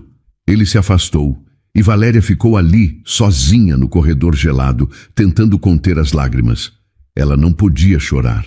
Não na frente de Clara, a menina já tinha passado por tanta coisa. Valéria pensou no pai de Clara, que sumiu quando descobriu a gravidez. Pensou na mãe, que tinha falecido 2 anos atrás. Pensou na irmã, que morava longe e mal conseguia se sustentar. Ela estava sozinha, completamente sozinha. Mãe! Chamou Clara novamente, dessa vez mais perto. Valéria se virou e viu a filha correndo pelo corredor, os pezinhos descalços batendo no chão. Clara, eu falei para você ficar no depósito, repreendeu, mas sem força na voz. Mas eu achei um papel bonito, disse a menina segurando um papel amassado. Olha, tinha na lixeira ali. Valéria olhou para o papel, depois para a lixeira executiva no fim do corredor. Aquela área era restrita, mas às vezes Clara se aventurava quando ficava entediada. Clara, você não pode pegar lixo, meu bem. Mas estava limpo, insistiu a menina, abrindo o papel no chão. Vou desenhar nele. Valéria suspirou, pegando o balde novamente. Não tinha energia para discutir. Se Clara queria desenhar em um papel de lixo, que desenhasse. Pelo menos a mantinha ocupada. Tá bom, mas fica aqui pertinho de mim, combinado? Combinado. Clara se sentou no chão, pegou os gizes de cera velhos que Valéria havia achado em uma doação da igreja e começou a rabiscar. Valéria voltou ao trabalho, esfregando o corredor com força, tentando não pensar na possibilidade de perder tudo. Ela olhava para Clara de tempos em tempos, vendo a menina concentrada em seus desenhos, a língua para fora, os olhinhos brilhando. Mãe, olha uma borboleta, disse Clara de repente levantando-se. Que borboleta? Clara, espera! Mas a menina já tinha saído correndo, papel na mão, seguindo a borboleta que havia entrado pela porta entreaberta da ala executiva. Clara, volta aqui! Valéria largou o pano e correu atrás da filha, o coração disparado. Ela não podia deixar Clara subir. Se alguém visse a menina ali, Valéria seria demitida na hora. E agora, com a empresa prestes a falir, qualquer erro seria fatal. Clara, por favor, implorou subindo as escadas de serviço atrás da filha. Mas Clara era rápida e Valéria estava cansada demais para alcançá-la. Ela viu a menina empurrar a porta do 40º andar e entrar. Não, não, não, sussurrou Valéria, sentindo o pânico tomar conta. Ela empurrou a porta também e entrou no corredor luxuoso, com carpete macio e paredes de vidro. Nunca havia subido até ali. Aquele era o mundo dos executivos, dos ricos, das pessoas importantes. E Clara estava caminhando direto para a sala de reunião principal. Clara! Chamou Valéria, mas a voz saiu baixa, sufocada pelo medo. Ela viu a filha empurrar a porta da sala e entrar. Valéria correu, o coração batendo tão forte que parecia que ia sair pela boca. Ela chegou à porta e viu Clara entregando o papel para um homem de terno escuro, sentado à cabeceira de uma mesa enorme. Desculpa, senhor, eu sinto muito, começou Valéria, entrando na sala ofegante. Ela é só uma criança, ela não queria atrapalhar, eu juro que... Mas o homem não estava olhando para ela, ele estava olhando para o papel, e a expressão em seu rosto era de puro choque. Caetano Bragança Teles observava a cena com irritação crescente. Aquela criança suja, vinda, sabe-se lá de onde, tinha acabado de interromper o momento mais importante de sua vida. Vou chamar a segurança, disse, pegando o telefone da mesa. Mas Túlio ergueu a mão, silenciando-o. Espera. Caetano largou o telefone com força, incomodado. Ele olhou para o papel que Túlio segurava, tentando ver o que havia chamado tanta atenção. Mas de onde estava, só conseguia ver rabiscos infantis. Túlio, isso é ridículo, insistiu, forçando um sorriso educado. Vamos continuar, temos prazos. De onde você tirou isso? Perguntou Túlio para a criança, ignorando Caetano completamente. A menina apontou para a mãe, que estava parada na porta, pálida de medo. Minha mãe trabalha aqui. Túlio finalmente olhou para a mulher. Ela era jovem, magra, com roupas simples e mãos visivelmente machucadas pelo trabalho pesado. Ele reconheceu o uniforme de faxineira. Como você se chama? Perguntou Túlio, a voz surpreendentemente gentil. Valéria, senhor. Valéria Moura Vasconcelos. Eu sinto muito, ela não queria... Não precisa se desculpar, interrompeu Túlio, levantando-se da cadeira. Sua filha encontrou isso onde? Valéria engoliu em seco, olhando para Clara. Ela disse que achou na lixeira do corredor executivo. Eu trabalho nos andares de baixo, mas às vezes ela fica comigo porque não consegui vaga na creche e... Na lixeira, repetiu Túlio, virando-se lentamente para Caetano. Caetano sentiu o estômago se apertar. Não podia ser. Ele tinha certeza de que havia jogado aquela planilha em uma lixeira discreta, longe de qualquer área de circulação. Como uma criança tinha achado aquilo? Túlio, o que está acontecendo? Perguntou o doutor Mandetta confuso. Túlio não respondeu. Ele voltou para a mesa, pegou o documento que estava prestes a assinar e colocou lado a lado com o papel amassado. Seus olhos se moveram rapidamente entre os dois, comparando números, datas, valores, e então ele viu. O documento oficial mostrava uma dívida de 43 milhões de reais com fornecedores internacionais, sem possibilidade de renegociação. Mas o papel que a criança havia trazido, parcialmente coberto por giz de cera, mostrava apenas 18 milhões, com contratos já renegociados e prazos estendidos. Isso não está certo, disse Túlio, a voz saindo fria e controlada. O que não está certo? Perguntou Vítor, o contador, levantando-se para ver melhor. Túlio apontou para as duas planilhas. Aqui diz que devemos 43 milhões. Mas essa planilha aqui, que alguém jogou no lixo, diz 18. Um silêncio pesado caiu sobre a sala. Caetano sentiu o suor começar a escorrer pelas costas. Ele precisava pensar rápido. Túlio, isso deve ser uma impressão antiga, disse, forçando tranquilidade na voz. Provavelmente de meses atrás, antes da situação piorar. A data aqui é de 3 dias atrás, retrucou Túlio, apontando para o cabeçalho do papel. 3 dias, Caetano. Vítor se aproximou, pegou a planilha das mãos de Túlio e começou a analisar com atenção. Seus olhos se arregalaram. Senhor Navarrete, esses números são completamente diferentes do que eu recebi para análise. Como assim, diferentes? Perguntou Mandetta, agora também de pé. Os contratos de fornecimento aqui foram renegociados. As taxas de juros foram reduzidas. Tem até uma linha de crédito aprovada que eu nunca vi antes. Túlio virou-se para Caetano. Você me passou esses números? Caetano sentiu todas as atenções se voltarem para ele. Ele precisava sair daquela. Precisava inventar algo rápido. Túlio, você está cansado, estressado. Essa planilha pode ser qualquer coisa. Um erro de impressão, um arquivo corrompido, ou pode ser a verdade. Interrompeu Túlio, a voz cortante. E o documento que eu estava prestes a assinar é mentira. Caetano forçou uma risada, tentando aliviar a tensão. Você está sugerindo que eu menti para você? Somos sócios há 10 anos, Túlio. Eu construí essa empresa com você.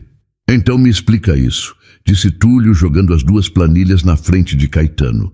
Me explica por que os números são completamente diferentes. Me explica por que essa planilha estava no lixo. Caetano olhou para os papéis, depois para Túlio, depois para os outros presentes na sala. Todos esperavam uma resposta.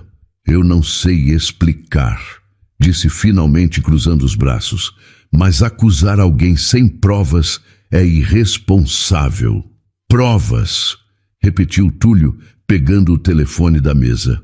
Então vamos buscar provas. Ele discou um número interno e esperou. Alguém atendeu do outro lado. Joyce? Preciso que você acesse o servidor e me envie todas as versões das planilhas financeiras dos últimos 3 meses. Todas, inclusive as que foram deletadas. Agora. Caetano sentiu o pânico subindo. Se Joyce acessasse o servidor, encontraria as versões alteradas. Encontraria os e-mails que ele havia trocado com o Grupo Hélios Imperial. Encontraria tudo. Túlio, isso é loucura. Tentou argumentar, mas a voz saiu tensa demais. Túlio desligou o telefone e olhou diretamente para ele. Se você não tem nada a esconder, não tem motivo para se preocupar. Caetano abriu a boca para responder, mas nada saiu. Ele olhou para a criança, ainda parada ao lado da mãe, segurando um giz amarelo na mão. Aquela criança tinha acabado de destruir tudo. Clara não entendia por que todos estavam tão sérios. Ela só queria mostrar seu desenho. Mas agora o moço de terno parecia bravo, e sua mãe estava com aquela cara de medo que ela já conhecia bem. "Mãe, fiz algo errado?" perguntou baixinho, puxando a saia surrada de Valéria. "Não, meu amor, fica quietinha", respondeu Valéria, a voz tremendo. Ela não conseguia parar de olhar para os homens ao redor da mesa. Todos pareciam importantes, com ternos caros e relógios brilhantes. E ela ali, com seu uniforme manchado e mãos sujas de tanto esfregar chão. "Valéria, é isso mesmo?" perguntou Túlio, virando-se para ela. "Sua filha encontrou esse papel na lixeira?" "Sim, senhor. Ela gosta de desenhar e às vezes pega papéis velhos. Eu não sabia que era importante, eu juro." "Não se preocupe", disse Túlio, com uma gentileza que surpreendeu Valéria. "Você não fez nada errado, pelo contrário." Valéria não entendeu o que ele quis dizer, mas concordou, segurando Clara com mais força. A porta se abriu e Joyce entrou, carregando um notebook. Seus olhos estavam vermelhos, como se tivesse chorado. Ela colocou o computador na mesa, abriu um arquivo e virou a tela para Túlio. "Senhor Navarrete, aqui estão todas as versões das planilhas dos últimos 3 meses, as ativas e as deletadas." Túlio começou a rolar pela tela, clicando, abrindo, comparando. Valéria observava de longe, sem entender nada daqueles números e gráficos. Mas ela percebeu quando a expressão de Túlio mudou. De confusa para incrédula, de incrédula para furiosa. "Meu Deus!" murmurou ele, afastando-se do computador, como se tivesse visto algo terrível. "O que foi?" perguntou Vitor, aproximando-se. Túlio apontou para a tela. "Tem 2 versões de cada planilha, uma verdadeira e uma falsa. E as falsas foram enviadas apenas para mim e para o Dr. Mandetta. As verdadeiras ficaram arquivadas, mas nunca foram apresentadas nas reuniões." "Isso é impossível", disse Mandetta, inclinando-se para ver melhor. "Quem teria acesso para fazer isso?" Túlio virou-se lentamente para Caetano, e todos os outros fizeram o mesmo. "Apenas eu e Caetano temos acesso total ao servidor financeiro", disse Túlio, a voz baixa e perigosa. "Apenas nós 2. Caetano levantou as mãos, tentando parecer calmo. "Túlio, você está insinuando que eu sabotei minha própria empresa? Por quê? Para quê?" "Não sei", respondeu Túlio, dando um passo em direção a ele. "Mas vou descobrir." Ele voltou ao computador e começou a abrir e-mails.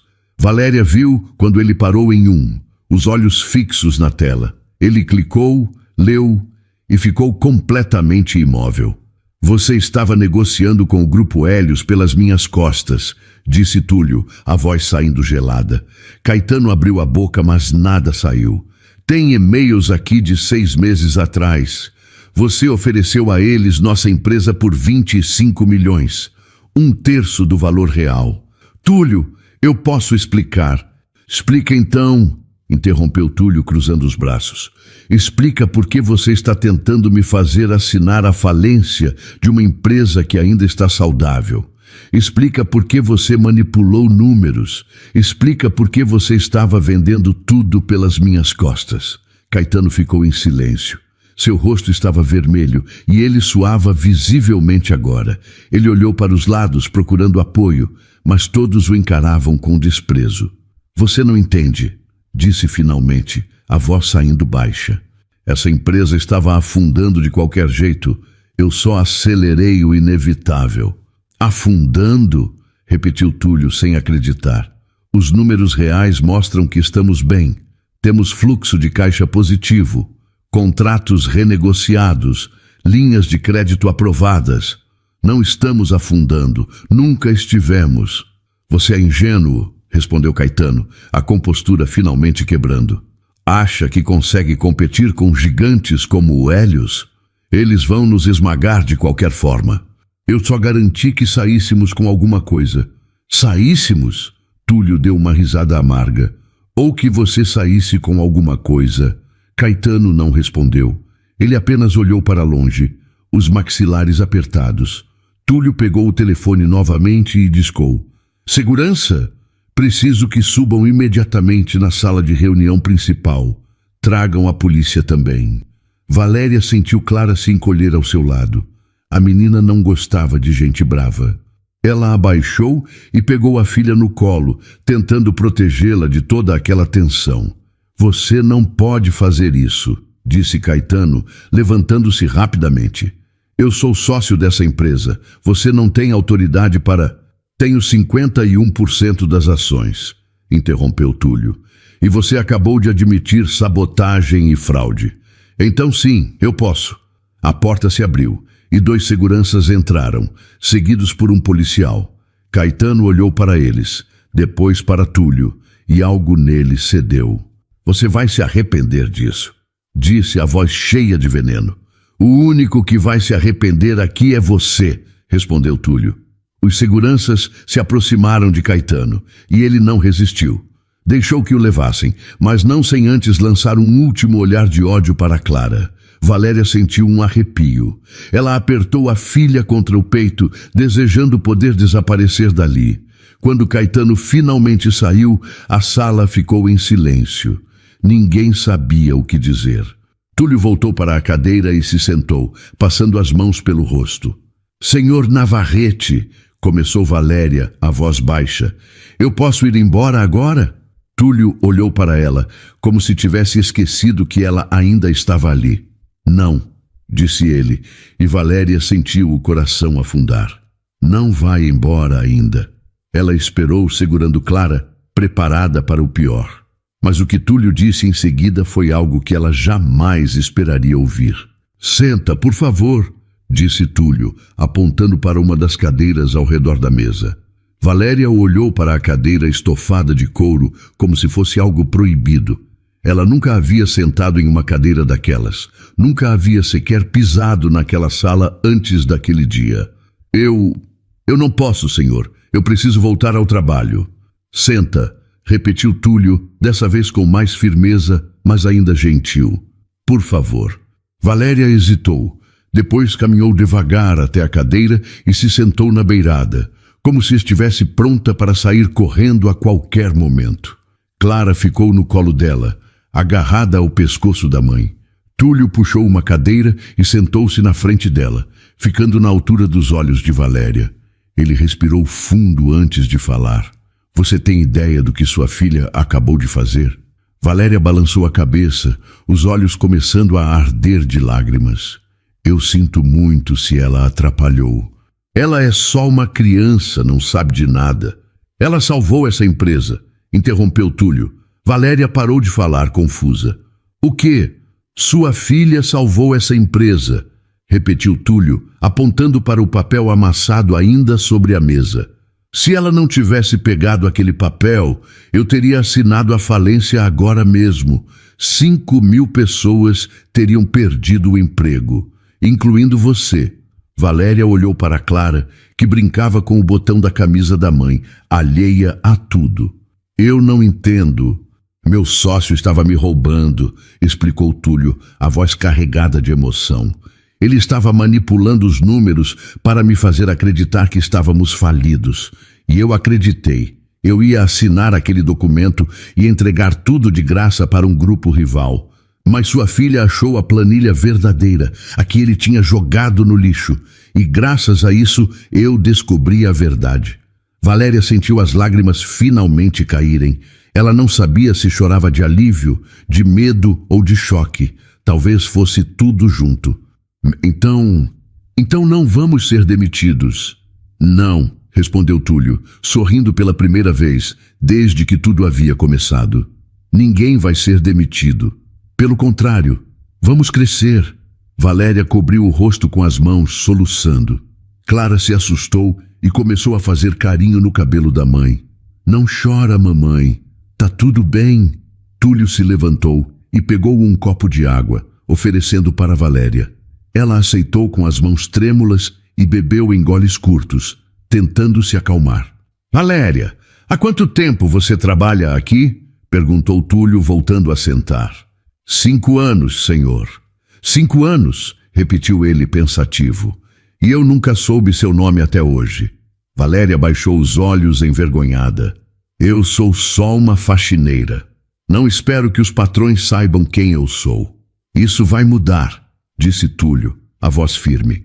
A partir de hoje, tudo vai mudar. Ele se virou para Joyce, que ainda estava ali, observando tudo com os olhos marejados. Joyce, anota o nome completo dela. Valéria Moura Vasconcelos. E o nome da filha também. Clara, disse Valéria baixinho. Clara Moura. Joyce anotou rapidamente no notebook. Valéria, você tem alguma instrução? Estudou até que série? Perguntou Túlio. Terminei o ensino médio, senhor.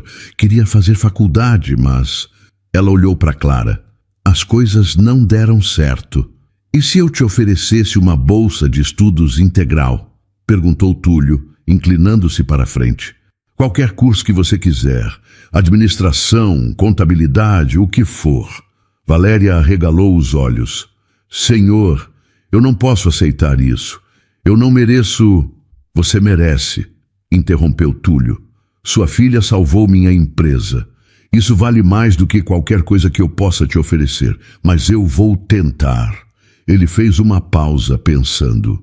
Além da bolsa, vou te transferir para o setor administrativo. Salário 3 vezes maior, horário comercial, para você poder cuidar da Clara.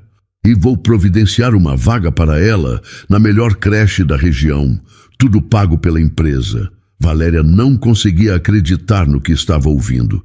Ela olhou para Clara, depois para Túlio, depois para Joyce, como se esperasse que alguém dissesse que aquilo era mentira. Senhor Navarrete, eu não sei o que dizer. Não precisa dizer nada, respondeu Túlio sorrindo. Só aceita. Valéria concordou, chorando novamente. Mas dessa vez era de felicidade.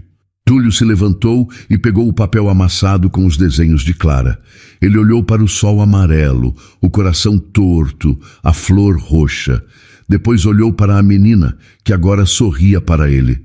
Posso ficar com esse desenho? Perguntou para Clara. A menina concordou, animada. Pode.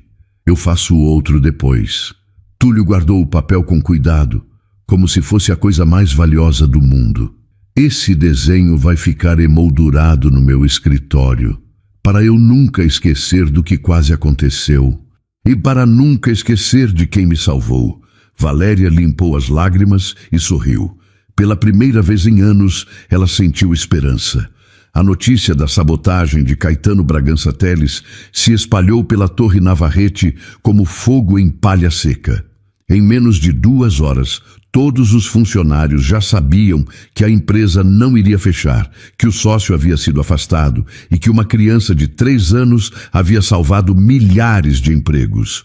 No subsolo, Jonas Ribeiro foi o primeiro a contar para a equipe de manutenção. Gente, vocês não vão acreditar no que aconteceu, disse ele, reunindo todos ao redor de uma bancada suja de graxa. A filha da Valéria achou uma planilha falsa. E o Túlio descobriu que o Caetano estava tentando roubar a empresa. A Clara?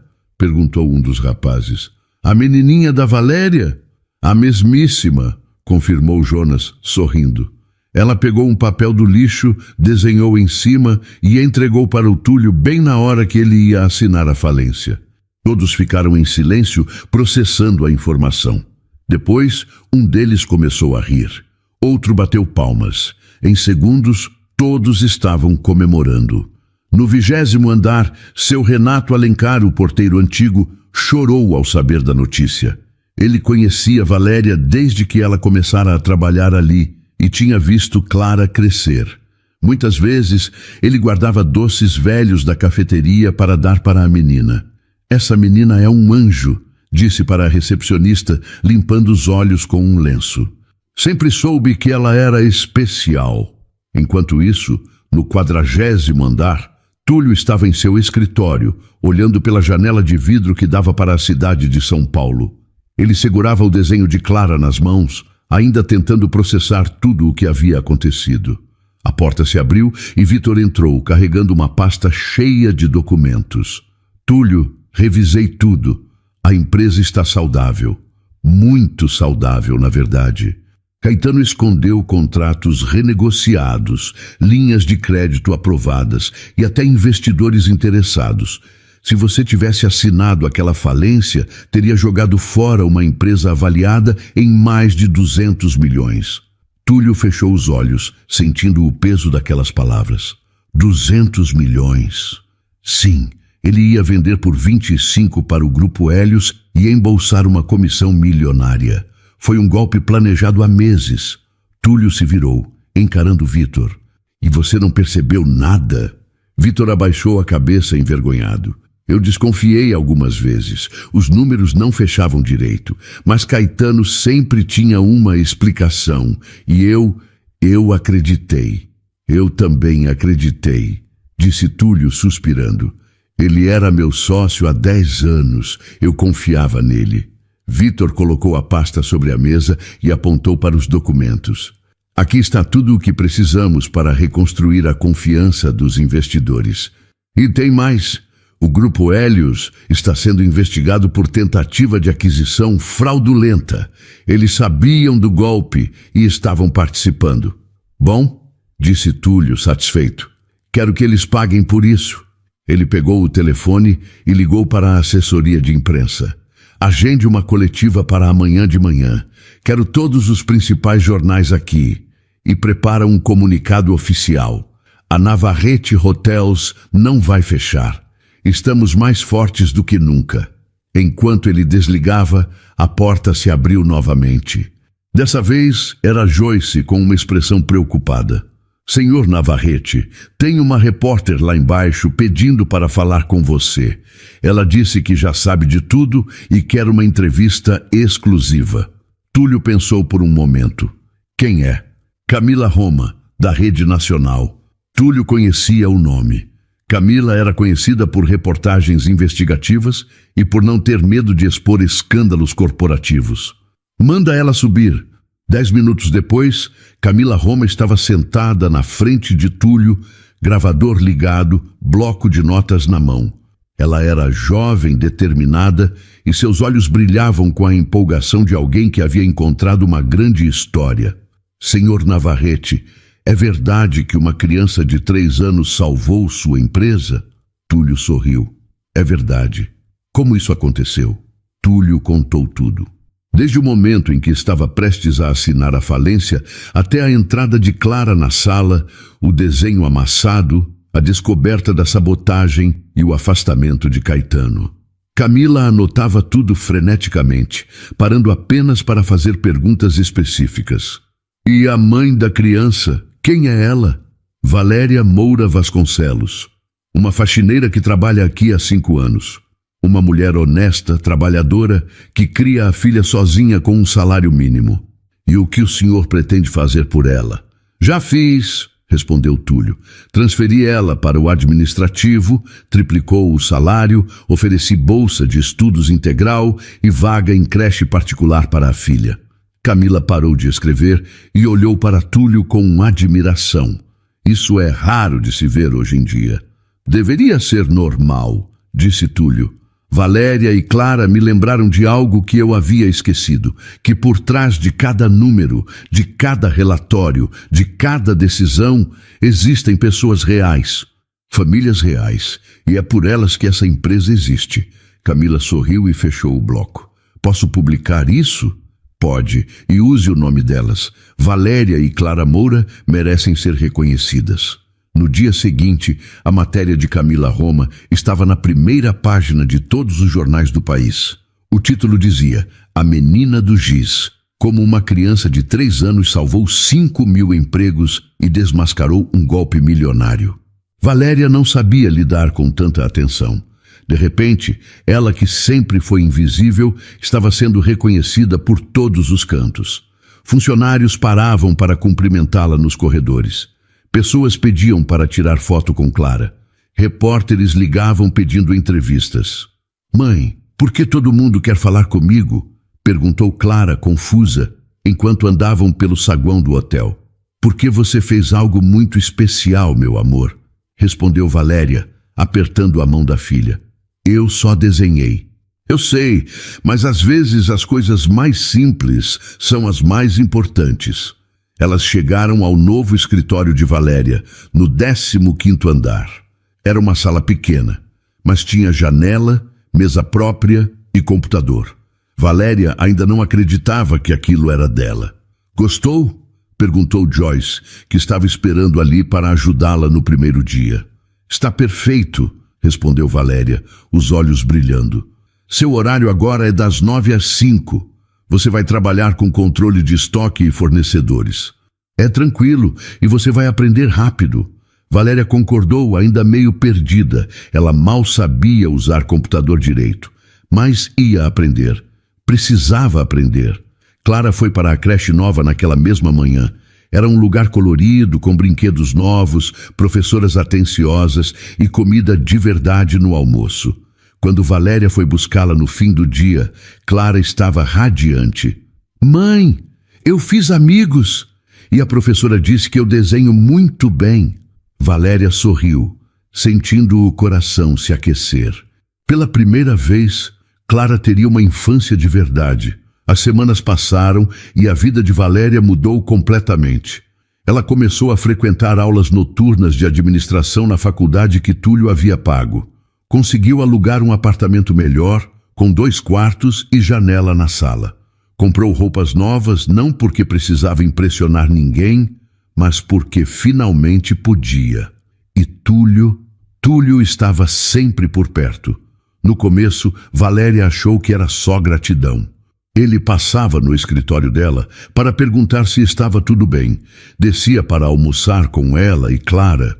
Perguntava sobre a faculdade, sobre a adaptação ao novo trabalho, sobre como Clara estava se saindo na creche. Mas então, um dia, ele apareceu com um convite diferente. Valéria tem uma inauguração de um hotel novo em Bariloche no próximo fim de semana. Eu queria saber se você e Clara gostariam de ir comigo. Valéria ficou sem palavras. Senhor Navarrete, eu não acho que... E me chama de Túlio, interrompeu ele sorrindo. E não é obrigação, é um convite. Achei que Clara ia gostar de ver a neve. Clara, que estava desenhando ao lado da mãe, pulou da cadeira. Neve? Eu vou ver neve de verdade? Túlio riu. Vai sim. E pode levar os gizes para desenhar lá. Valéria olhou para a filha, depois para Túlio. E pela primeira vez, permitiu-se pensar que talvez aquilo fosse mais do que gratidão. Tá bom, a gente vai. O fim de semana em Bariloche foi mágico. Clara correu pela neve, fez bonecos, desenhou no vidro embaçado do quarto. E Valéria, pela primeira vez em anos, relaxou. Ela conversou com Túlio sobre coisas que não tinham nada a ver com trabalho. Sobre sonhos, sobre infância, sobre a vida. Você é incrível, sabia? Disse Túlio, enquanto tomava um chocolate quente na varanda do hotel, observando Clara brincar lá embaixo. Valéria ficou vermelha. Eu não sou incrível. Sou só uma mãe tentando dar o melhor para a filha. Exatamente, respondeu Túlio. Você trabalhou dobrado, criou Clara sozinha, nunca desistiu. Isso é ser incrível. Valéria sorriu, sentindo algo se mover dentro do peito. Algo que ela não sentia há muito tempo. Quando voltaram para São Paulo, Túlio começou a aparecer ainda mais. Levava Clara para tomar sorvete. Ajudava Valéria com as lições da faculdade. Ia junto nas reuniões da escola da menina. E as pessoas começaram a perceber. Comentários começaram a surgir nos corredores. Olhares curiosos, fofocas discretas. Você acha que eles estão juntos? Perguntou uma funcionária para outra no elevador. Não sei, mas eles ficam muito tempo juntos. Valéria ouvia e fingia não ligar, mas por dentro ela também se perguntava. O que estava acontecendo entre ela e Túlio? Era amizade, gratidão ou era algo mais? A resposta veio em uma noite de quinta-feira, 3 meses depois de Clara ter salvo a empresa. Túlio apareceu no apartamento de Valéria com flores na mão e um sorriso nervoso no rosto. Posso entrar? Claro, disse Valéria confusa. Clara estava dormindo. A sala estava silenciosa. Túlio entregou as flores e respirou fundo. Valéria, eu preciso te falar uma coisa. O que foi? Ele hesitou, passando a mão pelo cabelo. Eu gosto de você. Muito. E não é gratidão. Não é pena. É real. Valéria sentiu o coração acelerar. Túlio, eu sei que sou seu chefe. Eu sei que isso complica tudo. Mas eu não consigo mais fingir que não sinto nada. Valéria olhou para ele, para aquele homem que havia mudado sua vida, que tratava sua filha como se fosse sua, que a fazia sentir vista, valorizada, amada. E então, sem pensar muito, ela se aproximou e o beijou. Quando se afastaram, ambos estavam sorrindo. Isso quer dizer que você também gosta de mim? Perguntou Túlio, esperançoso. Quer dizer que eu estou disposta a tentar, respondeu Valéria. E foi assim que começou. Devagar, com cuidado, mas com muito sentimento. A convocação de uma coletiva de imprensa emergencial pela Navarrete Hotels mobilizou todos os principais veículos de comunicação do país. Repórteres, fotógrafos e câmeras lotaram o auditório principal da Torre Navarrete, todos curiosos para saber o que Túlio Navarrete tinha a dizer. Camila Roma estava na primeira fila, bloco de notas em punho, pronta para registrar tudo. Túlio subiu ao palco, acompanhado de Valéria e Clara. A menina segurava o desenho original, agora emoldurado em uma moldura dourada, e olhava para todas aquelas pessoas com olhos arregalados. Bom dia a todos, começou Túlio, ajustando o microfone. Obrigado por comparecerem. Eu sei que circularam muitas notícias sobre a Navarrete Hotels nas últimas semanas, e eu estou aqui hoje para esclarecer tudo. Ele fez uma pausa, olhando para as câmeras. Há 3 meses eu estava prestes a assinar a falência da minha empresa. Eu acreditava que estávamos completamente falidos, sem saída, sem esperança. Mas eu estava errado. Não porque os números fossem ruins, mas porque os números que eu recebi eram falsos. Um murmúrio se espalhou pela plateia. Flashes dispararam. Meu ex-sócio, Caetano Bragança Teles, manipulou documentos financeiros, ocultou contratos e tentou me fazer acreditar que a empresa estava na ruína. O objetivo dele era me forçar a vender tudo por um preço ridículo para um grupo rival, o Grupo Hélios Imperial, em troca de uma comissão milionária. As perguntas começaram a ser gritadas de todos os lados, mas Túlio ergueu a mão pedindo silêncio. Eu descobri a verdade graças a uma pessoa muito especial, e ela está aqui comigo hoje. Ele colocou a mão no ombro de Clara, que sorriu timidamente para as câmeras. Esta é Clara Moura. Ela tem 3 anos, e ela salvou a Navarrete Hotels. Os repórteres se inclinaram para a frente, curiosos. Camila já estava anotando freneticamente. Clara é filha de Valéria Moura Vasconcelos, que trabalhou como faxineira nesta empresa por 5 anos. No dia em que eu estava prestes a assinar a falência, Clara encontrou uma planilha verdadeira que meu ex-sócio havia jogado no lixo. Ela pegou o papel, desenhou em cima com giz de cera e me entregou. E foi assim que eu descobri a sabotagem. Silêncio absoluto. Depois, aplausos. Começaram devagar, mas em segundos a sala inteira estava de pé, batendo palmas. Clara olhou ao redor, confusa, mas sorrindo. Valéria chorava, tentando se esconder atrás das mãos. Valéria e Clara me lembraram de algo fundamental. continuou Túlio, a voz emocionada, que uma empresa não é feita de números ou contratos, é feita de pessoas, de trabalhadores honestos que acordam todo dia para fazer seu trabalho da melhor forma possível. E é por essas pessoas que eu decidi lutar. Ele pegou uma pasta e ergueu para que todos vissem. Hoje estou anunciando oficialmente que a Navarrete Hotels não vai fechar. Pelo contrário, estamos lançando um plano de expansão que vai criar mais 1.000 empregos nos próximos 2 anos. E estamos inaugurando a Fundação Clara Moura, uma organização sem fins lucrativos que vai apoiar mães solo e famílias em situação de vulnerabilidade. Mais aplausos, mais flashes. Camila já sabia que aquela seria a matéria do ano. E tem mais, disse Túlio pegando uma placa de bronze. A partir de hoje, esta torre se chama Torre Navarrete Moura, em homenagem a Clara e Valéria, que salvaram não apenas uma empresa, mas milhares de vidas. Valéria cobriu o rosto soluçando. Clara pulou no colo da mãe, sem entender muito bem o que estava acontecendo, mas sentindo que era algo bom. Após a coletiva, os repórteres cercaram Valéria, fazendo perguntas. Como a senhora se sente sendo reconhecida nacionalmente?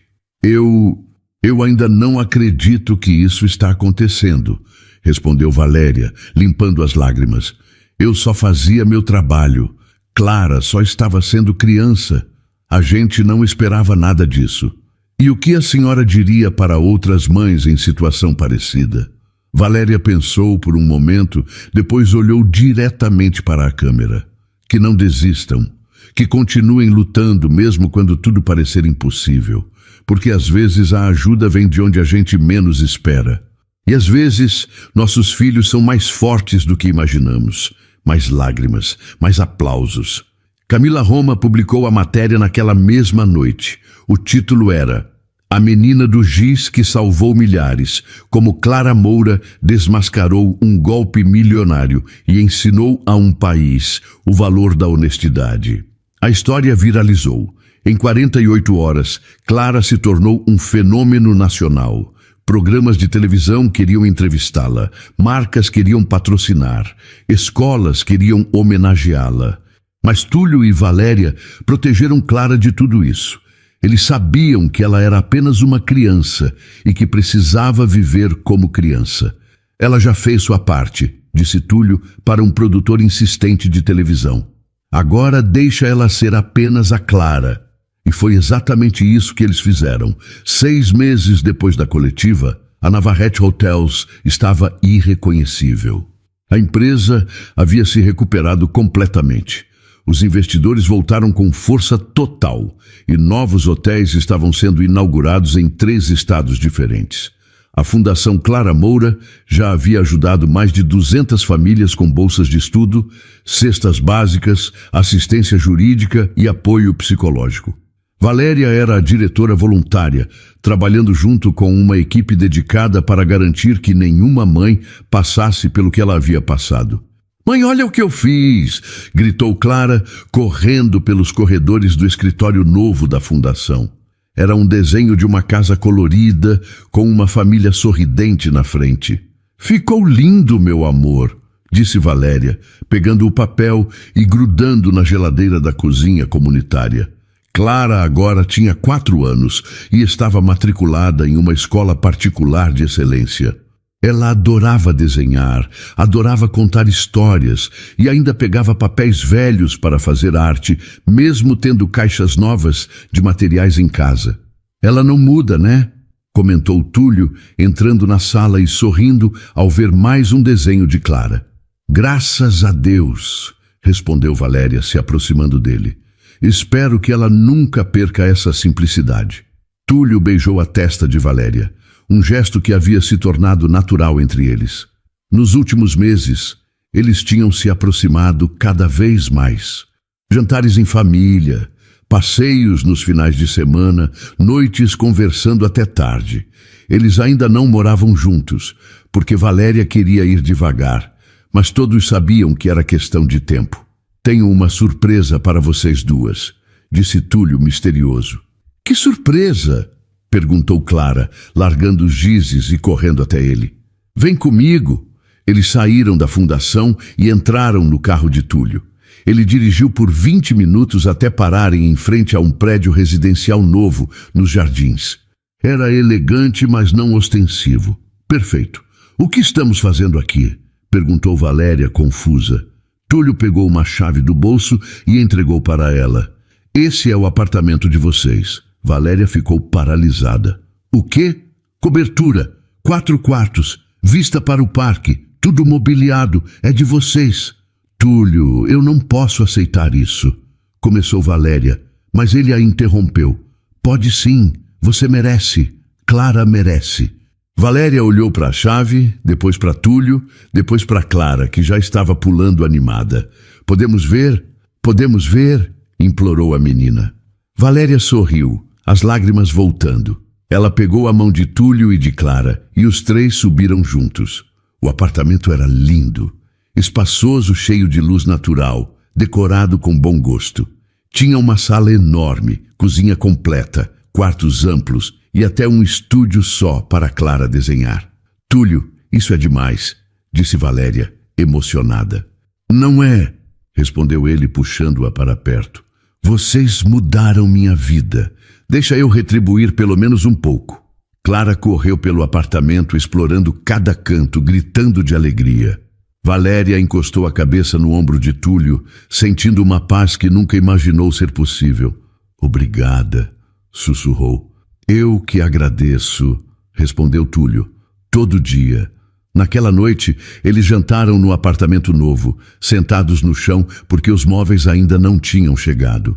Clara desenhou na parede que Túlio disse que podia ser pintada de novo. E pela primeira vez em muito tempo, Valéria sentiu que estava em casa. Os meses seguintes foram de ajustes, crescimento e muito amor. Túlio passava cada vez mais tempo com Valéria e Clara. Ele levava a menina para a escola, buscava no balé, ajudava com a lição de casa. E Valéria via como ele olhava para Clara, com carinho genuíno, com orgulho, com amor. Você é um pai para ela, disse Valéria uma noite enquanto os 2 tomavam vinho na varanda do apartamento. Túlio ficou em silêncio por um momento, depois sorriu. Eu queria ser. O quê? Ele se virou para ela, pegando sua mão. Eu queria ser pai dela. De verdade. Quero que ela tenha meu sobrenome. Quero que ela me chame de pai. Quero ser parte dessa família.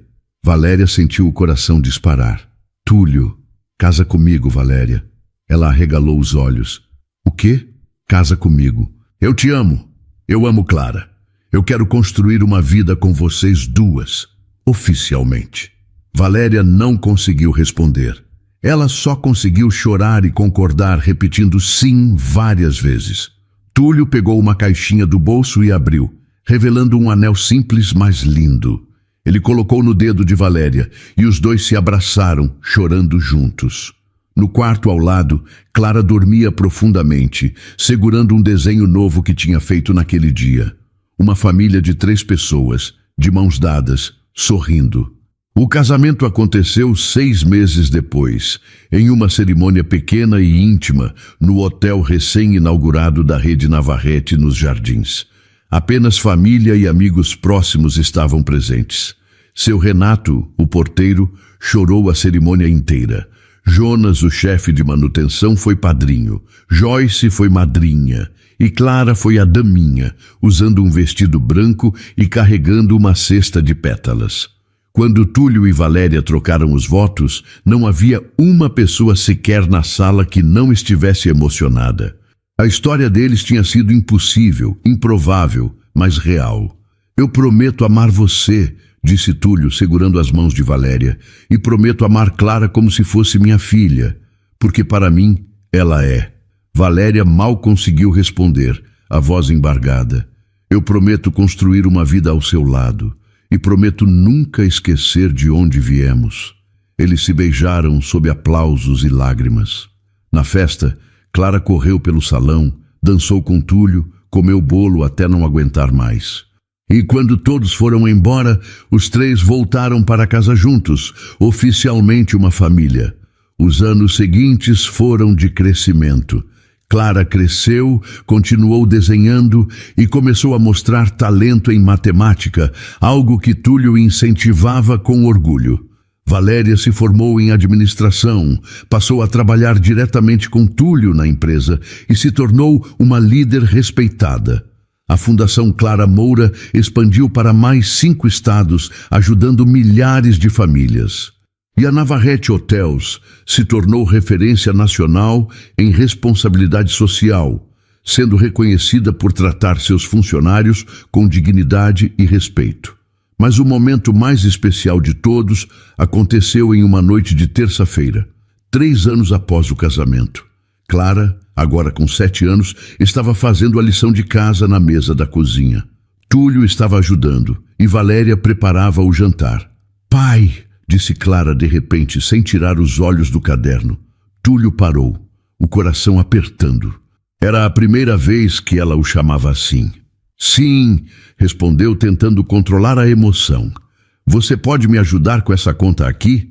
Túlio sorriu, limpando os olhos discretamente. "Claro, filha. Claro que posso." Valéria, na cozinha, ouviu tudo.